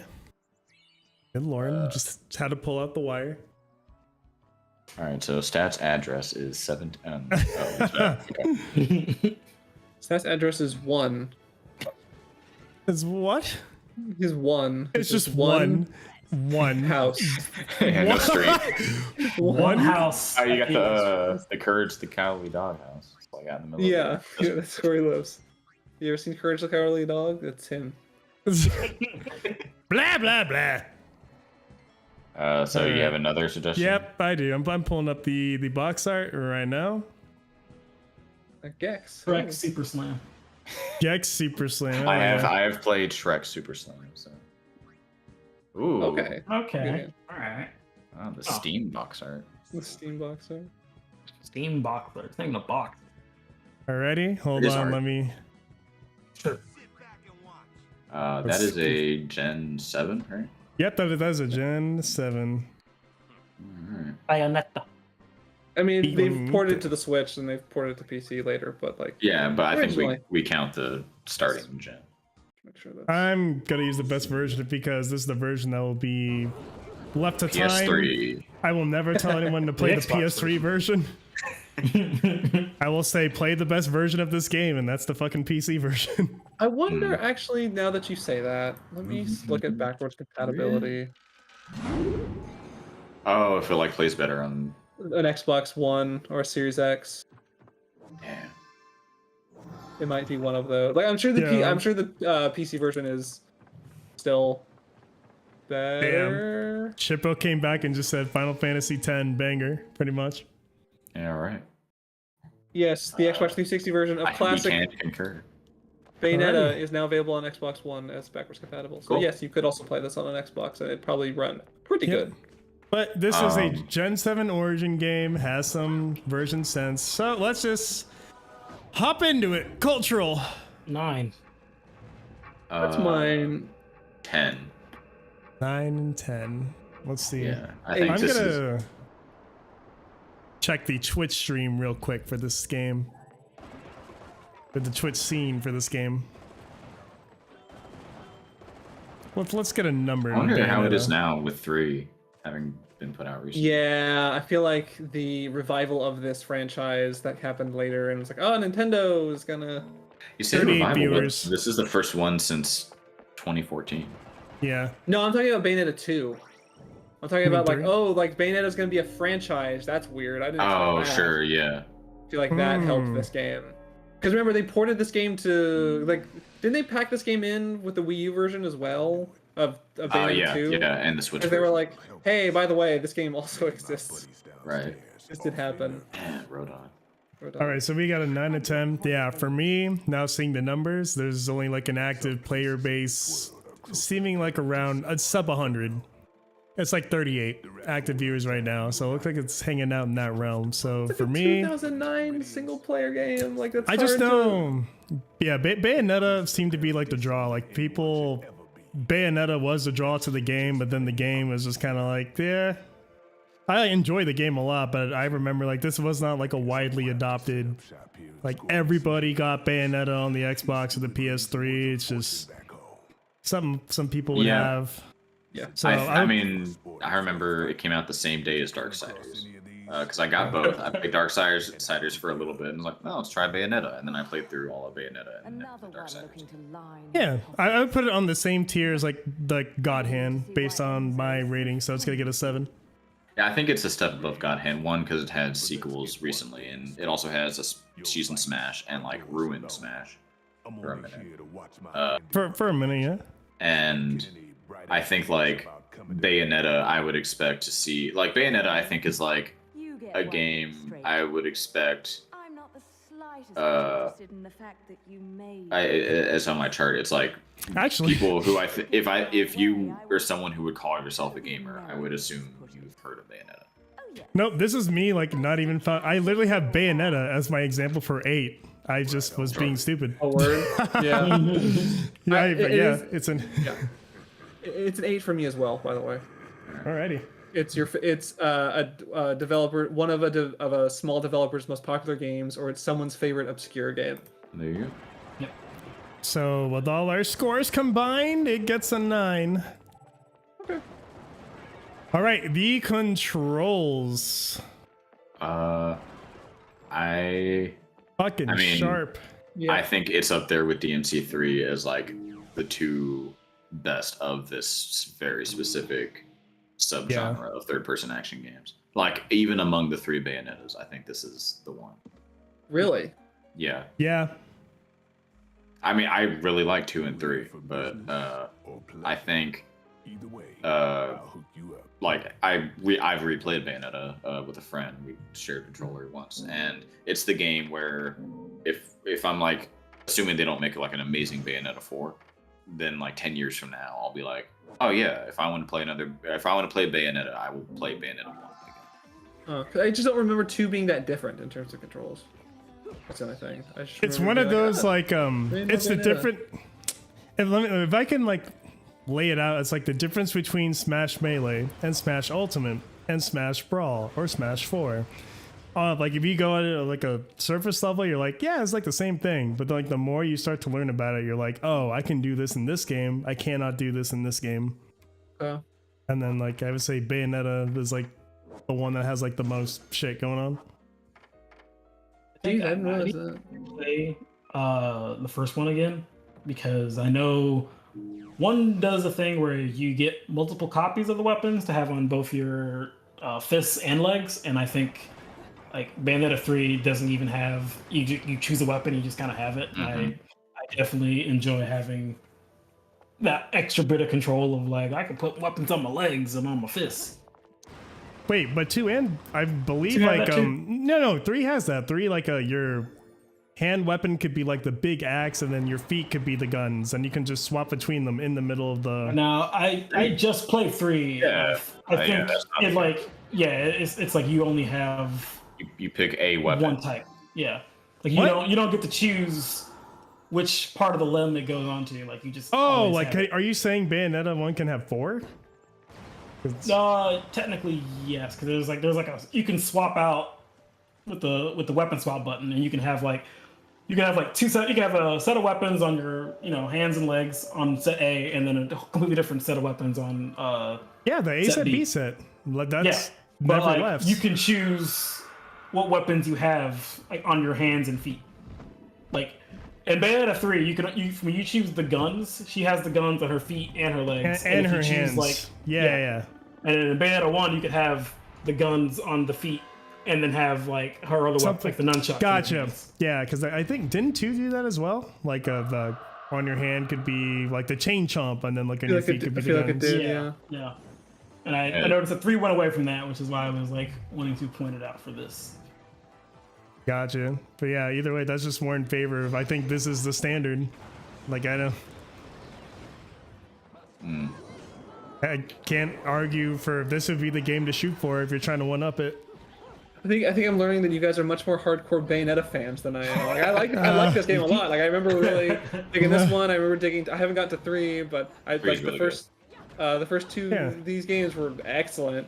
What are we looking at? Control, like system utilization or controls? No, just controls. Yeah. Controls? Yeah, controls like a dream, man. Yeah, 25, man. That's Yeah. Alrighty. So 25s all around. Yes, sir. System utilization. Let's see. I remember like some of the non-combat levels. I very specifically remember when I was the first time I played this when it came out. Yeah, There's that this part- shit right here. Yeah, this and like riding the rocket as it's flying towards the city. I remember like having trouble with that. But then like playing it a second time, I like it like did it in the first try. I was like, oh, okay, well that wasn't nearly as bad. But I do remember this stuff in these games always is not what you're here for, but at the same time, it wouldn't be Bayonetta without it. Without like the hokey I know where bullshit. I know where you're coming from. For me, I'm more on like you design your game to do X. I understand exactly what you want, and that's to break up the monotony of just fight after fight after fight. Like you have to put something else in, because Right. otherwise I'm constantly fighting and I'm getting burnt out. This ain't it.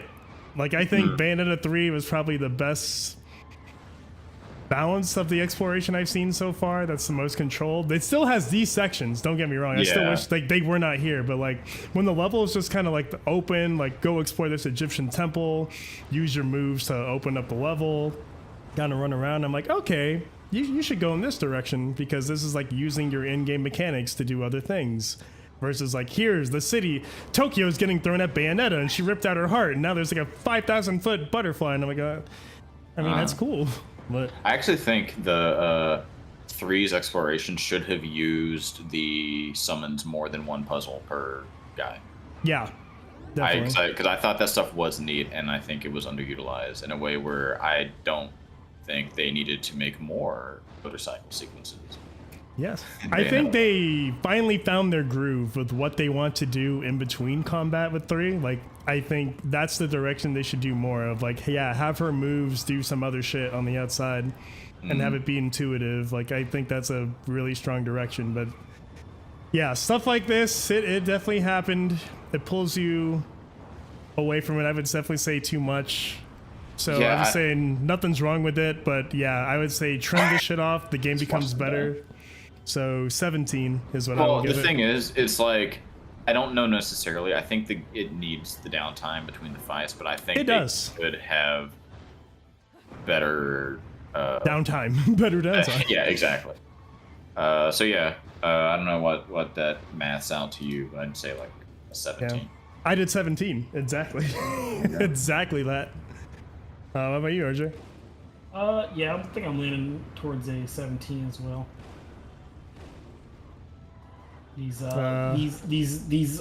While I like the, Spectre. homage to to Outrun or not Outrun, motorcycle game, Road Rash? not Road Rash. That was Road Rash, wasn't it? Hang on. Hang on, yeah, hang on, and there's like another one that I can't remember the name of. Damn. Oh, Space Harrier.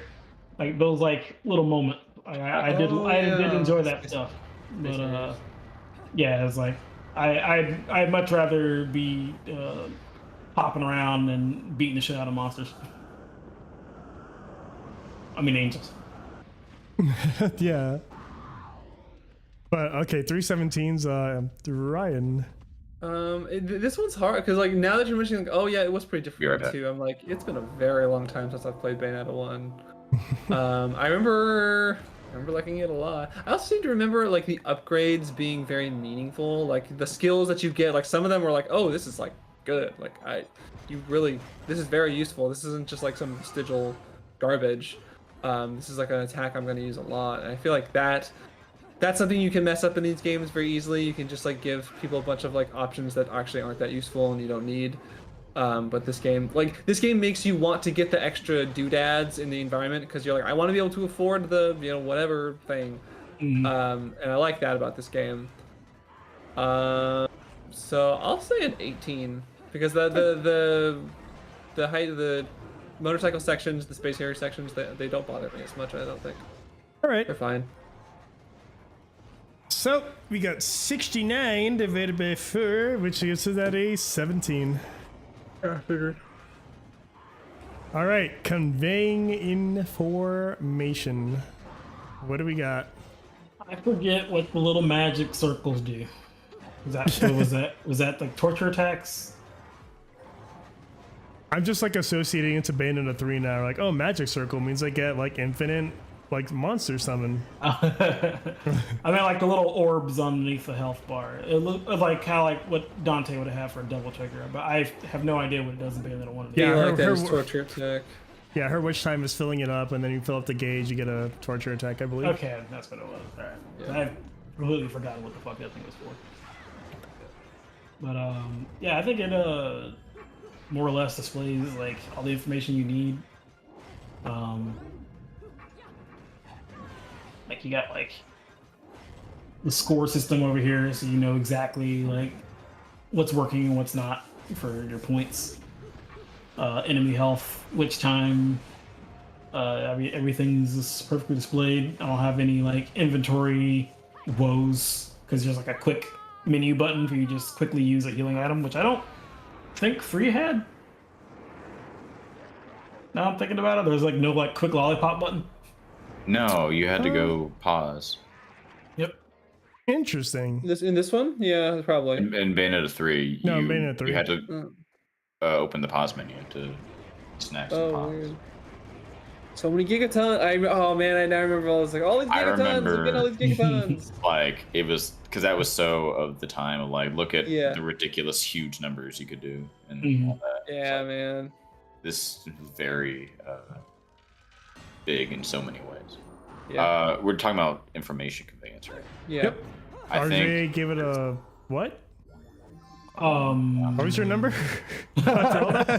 You can give one yet. I think I probably give it like a 20, I guess. I feel like What? It gives you, Out of it gives you 8. everything. out of 8, It's out of What 8. numbers are we on? Out of 8? I'm sorry, 8. Yeah. You give it an 8? Yeah. All right.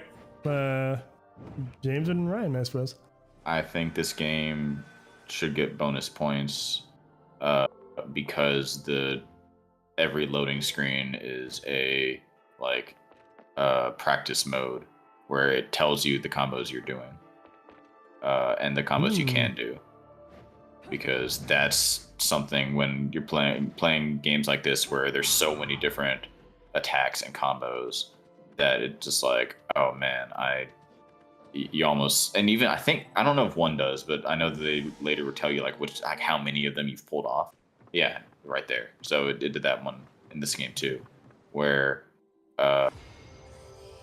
it allows you to kind of stay on top of stuff so that you're not just like button mashing or like kind of getting lost in doing the same combo and over and over again, which can Alright. happen a lot in action games. So, yeah, I mean, there's some stuff like the combo points meter not really exactly spilling out how you're getting points for that maybe might hurt its score, but I think I really like the loading screen stuff, and so I'd probably give it I'd go with a 7. 7? Okay. What about you, Ren? You know, sitting here listening to you guys talk about this game, I'm reminded of how I feel like people knock this generation of games a lot for their tutorialization and like over tutorialization. Like, Sure, yeah. really being like, oh man, they just like throw all these tutorials, all these info screens, all these tooltips, just like, just let me get to the game. I feel like, yes, that's annoying, but and like this game definitely like it definitely stops you and it's like, oh great, this is how you do this. Like here's how you do this. Like here's how you do the double jump. Here's how you do whatever. Here's how witch time works. But then I also think about like, yeah, this game explained everything you needed to know, very succinctly. Like it made everything make sense. Like nothing of like, think about how weird some of this stuff. Not weird, but like, the torture attacks, the witch time stuff, like how critical it was to like understand how that would work, and like it's important. Like you have to use that stuff in order to like do the later encounters, and just how like effortless that all feels to just like comprehend. Like they actually did like that tutorialization benefited this game a lot, I think, and I think it and like Jim was saying about like the being able to try out combos and stuff, like when you're about to like buy an ability you can try it out before so you know what like it's gonna be before you like spend your points on it and stuff. Yeah, I think this is a full points for me. Full points? Okay, cool. Yeah, This is basically DMC3 with all the quality of life features you would have wanted in DMC3. Yeah, that's what I was gonna say. It's like there are games like this, like the Devil May Cry games, that don't do this as well. Like they kind of leave you to kind of figure it out for yourself a little bit, or a little maybe more than you like. Whereas this one is like, no, we need to make sure everyone understands, you know, what they got to do to get, you know, stylish, hard action, rating, full points stuff. Like they make that like approachable. I think Bayonetta 2 probably makes that stuff even more approachable, but this game was a step in the right direction. I'm going with 6. Think it's pretty much all the qualities that they've been saying. This is something that you pick up, you spend a couple hours with it, and you can get the fundamentals of it. Like all games that have some depth, it will take a lot of time to actually master it, but just to like be able to get going and play and enjoy it, yeah, I would say just the couple hours that the game takes through the opening levels, telling you like here's how you do torture, here's how the witch time works. Like it, you do that opening bit, it shows you the moves, and then leaves the rest to you to kind of evolve and figure it out, which is quite nice. So 29 divided by 4, yep, it's at a solid 7. Sound design, I'm just, yeah, that's a 5 for me. Yeah, I really like what's the combat song in this one? Like Mysterious Destiny. Oh, okay, because isn't there usually like a Sinatra remix that's like a major? Fly Me to the Two Moon. has Oh, yeah, that. fly me to the moon. Two Fly has Me to the Moon isn't. Yeah, No, that's in this one. yeah. Moon No, River is that- 2. Yeah, Oh, Fly Me you're to the right. Moon is this Two is one. Moon River. Yeah, two's Yeah. Moon River. It's an Andy Then- Williams song. Oh, sorry. You know, Sinatra era, Rat Pack. Yeah. style remix. Yeah, that stuff's cool. I remember the aliens speaking Latin, you know, cool like that. Bayonetta obviously is like aliens, yeah. The angelic aliens. Yeah, I think like the voice acting is really good. You know, I can't remember much of how like the moves sound beyond like that was different than 3, but I remember that sounding good. Yeah, I would also give it a 5. Anyone with anything different, or are we all just kind of like on the same page? Yeah, I just listened to the first little bit of Mysterious Destiny, and yes, it is a bop. I feel like you hear it a lot though. Like you do hear it a lot. Like it is kind of the battle song, but it is good. So yeah. Also, yeah, good voice acting. Controversy aside. There's fine in 3 as well. So I think yeah, it sure was. Good voice acting. Good like establishes a really strong character very well. Like right off the bat. Like you really get it. Everyone else too. Like Rodon. Very cool as well.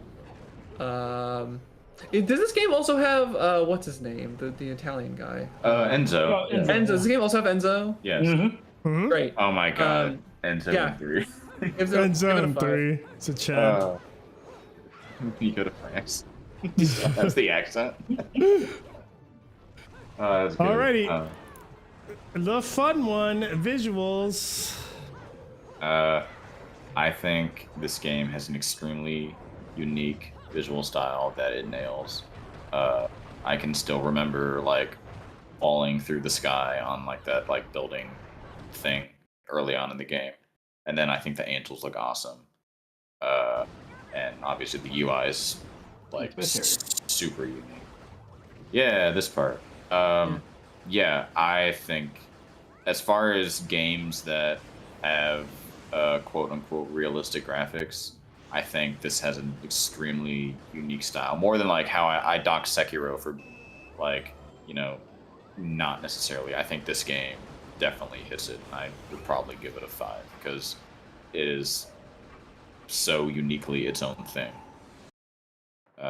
That I think it'll hold up to time, even if like the skin tone and like the pores on Bayonetta are not as good as Stat would like them to be. Hyperbolism, love it.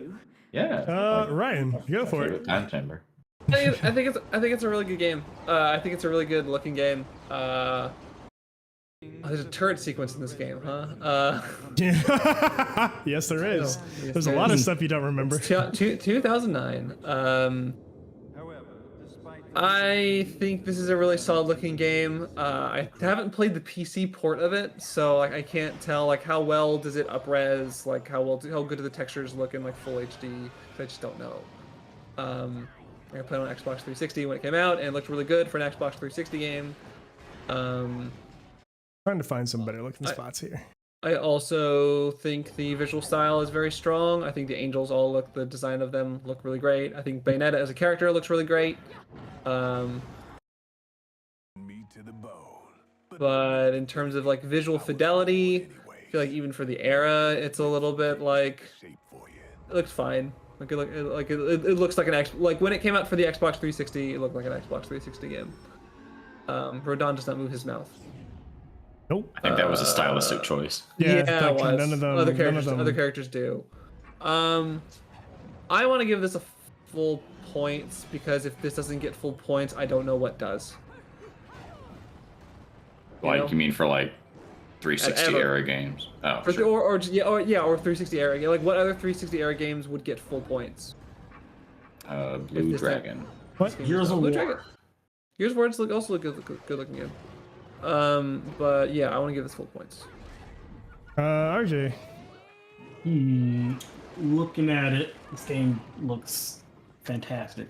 But Giga what games don't look good nowadays, right? No, this game is 12 years old. Yeah, it is. No, I can see like it is definitely aged a little bit since I've like last seen it, but I think Bayonetta 3 like graphically might look a bit better than this. Yeah, It probably. definitely does. So I guess I would try to say this is a what's the score ranking like Out of 5. Just out of just a 5? 5. I give it like a 4. Yeah, I'm kind of hovering between 3-4 on my end. You know, actually, I think it's a 4 for me as well. This game has aged. So okay, 5, 4, 4, and I'm really trying to lean because seeing like some of the guys like artistic work, seeing like the anime of it, I think I kind of know what look you are going for, and like yeah, more or less you're hitting it. Not a fan of the color palettes you've chosen, but like more or less you're doing what you want to do. If the only compromise is, yeah, the hardware, so I would also lean towards a 4. So 17 divided by 4. Yep, it's a 4. Yeah, Bayonetta 1 does look washed out in a way I don't think the other two do.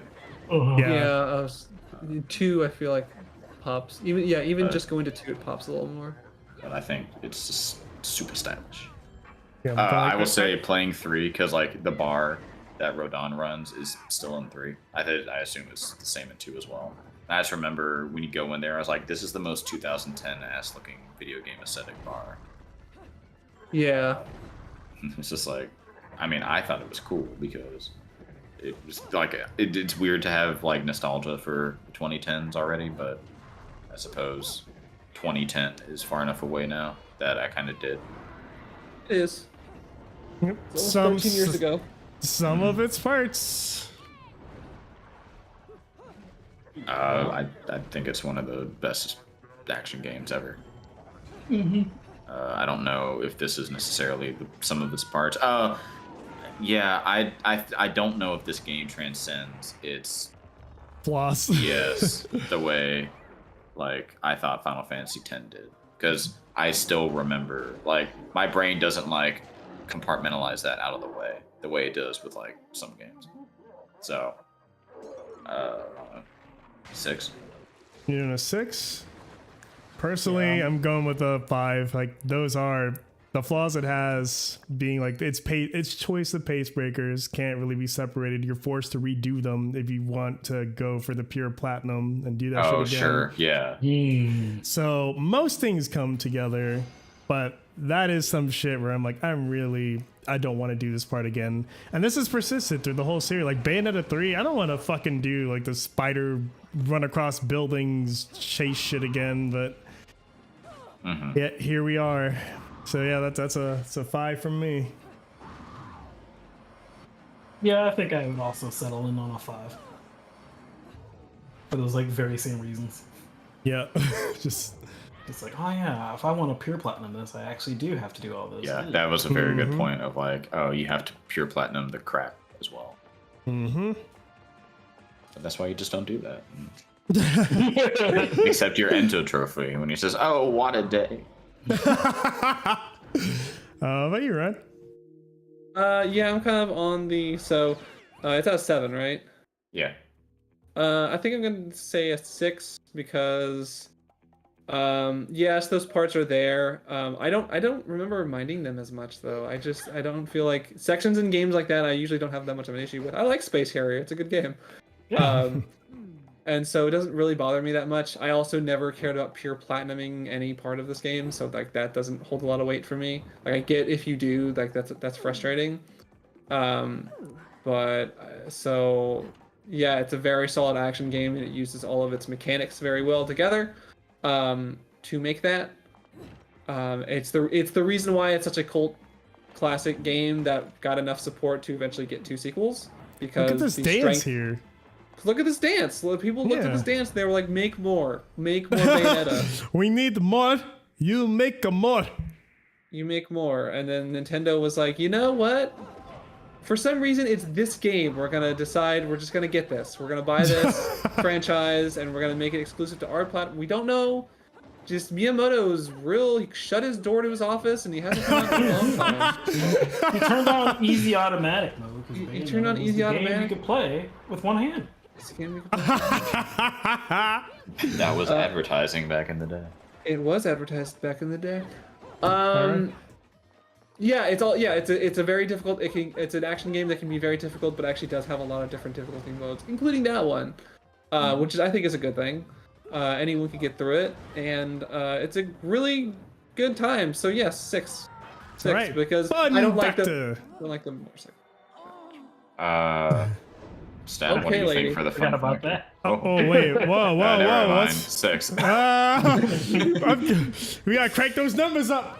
I don't want to get you banned on YouTube. It's fine. Like Sekiro, every time I play it, I'm always like, yeah, it's all right, and I don't tend to seek it out. I don't even feel like playing it most, but when I play it, I have a good time. So yeah, average. Just yeah, I deal with it. I think this is a genre all about having fun, and this is one of the 2 tentpoles in that genre. So I would give it 4 points, as cliched as I have done for just about every game we've talked about today. All right. Torture attack. Oh no, not again! Oh my god. Been Oh, a they very really went naughty for it on angle. these, didn't they? Oh, Damn. oh yeah. Oh dear. Okay then. Okay then. Was this like this in 2 as well? Yes. I guess it I think was. so, yeah, because you fight angels in that game too. So Yeah, but I don't remember the. I don't remember him being like this. I don't remember Oh. 3 being nearly as horny. Like even three, no. discounting, even like if you just count the Bayonetta parts and not the watching. It was like the torture attacks are like, oh, you go into like a you know, the they were like toys. I feel like. They Like I weren't remember even the Iron Maiden. tortures. Iron Maiden, yeah. Yeah, I remember that, but I don't remember this weird. All right. Like, I don't even think Iron Maiden is in Bayonetta 3. Maybe. Like, the most I remember is like the little pirate barrel where you stick swords into it, and yeah. Yeah, I remember that. Well, I was gonna say it was less horny, but then I remember there's a giant lady. And Yep, there is a giant moth that throws bubbles at the enemy and then like kills them. So that summon stuff was pretty simple. yeah, So what's the points for Ryan's fun? yeah. My fun. Well, I don't think I've given every game full points for fun this session, have I? I don't. I feel like I definitely didn't give it for 10. If Is I that did, the was a reason you're mistake. gonna try to do it? Well, I don't want to be. I don't want to be seen as a hack who needs a bib and a baby bottle. Because I You definitely need the bid. I want No. I want gamer credit on your YouTube channel. I don't want people to Right. think I'm a square fake gamer who doesn't think that Square fun games are fake fun. A square with the crew cut like a Final Fantasy X NPC. Yeah, I don't want to be that. I don't have any haircut actually. It turns out. But if this isn't full points for fun, then what is full points for fun? I'm gonna cry 3. Yeah, but then besides DMC3, what would be? Oh, then I don't know. Right, like I mean, like mean- my Smash. I just keep coming back to that game. yeah, but I thought these were like genre specific. Do I look like I have For any subs interest for in that, let me see. I'm splitting up genres for Well, that's another story. controls, yes. System utilization, yes. Information, no. Sound design, no. Visuals, no. Some of its parts, no. Fun factor, no. Story, no. For its time, no. Someone's gamer credit score is lower. They didn't find Final Fantasy X fun. So I'm gonna say I don't want to just be contrarian for the sake of being contrarian though. Like this is a good ass game. Yeah, how did you feel about it? That's all we're asking. How did feel you like feel about it? I want to give it a 3. Yes. All right. Why is fun factor only 3 points? Place, isn't it? It's out of 6. Is that of 6? Yeah. Oh, Yes. well, then I give it 6 points. Oh, okay. Yeah. For its time is 3 points. Yeah. And then RJ, what's your number? I'm at a 6. All right, 21 on 4. Looks like it's getting a 5. All right, Stat, put your gamer cred in the bag. I already did. Oh no. Story. Oh, lordy, lordy. I think it tried for one, and it was like, oh, Bayonetta's mom, and she was like a baby Bayonetta, and so it was like, hey, why are you doing this to my car? This is peak. You tried a plot and you tried, but you have a character that everybody likes. So this is like a Yes. 4. This is like peak 4. Yeah, That's I will. it. Yeah. I barely remember the story. Yep. I'll sign that. 4 is right. Bayonetta is awesome. But that's all people like. They just, yeah, I like Bayonetta. That's about it. They like Bayonetta and they like her butt. People like Rodin. People like Enzo. People like. No one likes what's his name, the crackhead. Luca? This guy. Yeah, Luca. This is like Look the at him. Xenoblade 2. Like, I like the characters of Xenoblade 2, but man, is that story like wild. You tried, guys. You tried. I don't even remember the story. Of Don't people like anymore. Jean?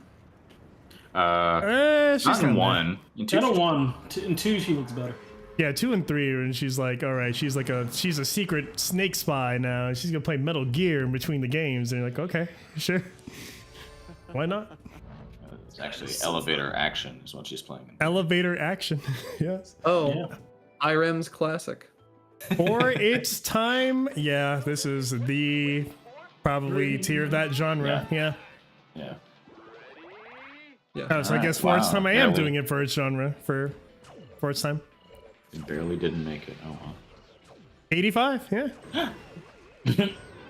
Fly me to the Bayonetta moon. is a banger. Bayonetta is certified Gen 7 banger. We all got our one rotation. Do we want to do a couple more? Or are we done? I'm kind of feeling the Aster right now. Yeah, I'm not. I don't think I could do more than this. Well, 2 out of 4 means we stop, I guess. Alrighty. Yep, we got one full rotation and some good discussions. We learned that Sekiro gets you a bottle. Affirmation. Yeah, we reaffirmed Gotta put a got hands. star. You gotta put a star. on God hands. You got hands on there twice now. Actually, yeah. Let's put a Give it a star. a pure platinum medal. What is just like this stupid? Oh wait, I got something even. You won't be able to see what I'm gonna put on it, but Not I will big shit, absolutely. no. Such beautiful eyes. Good lordy, lordy. Lord, he's turning 40. Lordy, who's turning? Not 40? that old yet. Dude, 40 is gonna be a great year. Oh my It god. will? No. It will You absolutely mean be a great year. 2040 or your age 40 year? Yeah, age 40 is gonna be a great year. Why? Touch of gray. I look forward to age 40. I already have a touch of gray. Yeah, me too. Just a touch of that. Like imagine in 10 years from now. I'm gonna be. Ugh. Someone's Hell asking, yeah. is Killer 7 a banger now? We have to reaffirm that. You know what? and That then- could be and next then time. Hyper Dimension Neptunia. I don't know. I don't think it's. I'm gonna Consider put anything. one of those games on this list now. I feel like I have to do it for the homies. Like you'll be the He's only gonna try. ones. Maybe. I know. Yeah, that's right. It'd be, Yeah, oh no, that'll be in the everyone else has to give it a go so we can properly So we can discuss. rate Hyper. But I will stare at it angrily. Why? Why do you do things like this? It's the Foster's freeze of video games. They literally like- put Hyperdimension Neptunia back in the microwave. After we It's like if Hyper Dimension Neptunia is considered, put Space Station 13 on here. Everyone's gonna have to download Beyond. Hey, I've already told We're gonna that play Space Station 13. that is a 2 on the relevance. There are Just- 66 Foster's freezes in the world. Yep, we've been to one of them. Oh my gosh. I guess we have 65 to go. Yeah. Oh, that's- no. that's after we figure out Skate 2, that's the next feature. Is we're gonna go around the country going to Foster's Freeze. Foster's Freeze a banger. I used to live in a Our whole world. new series. There you go. Who is that? There we go. So it is indeed Color Our Shock, a certified banger. Who is that? Shit.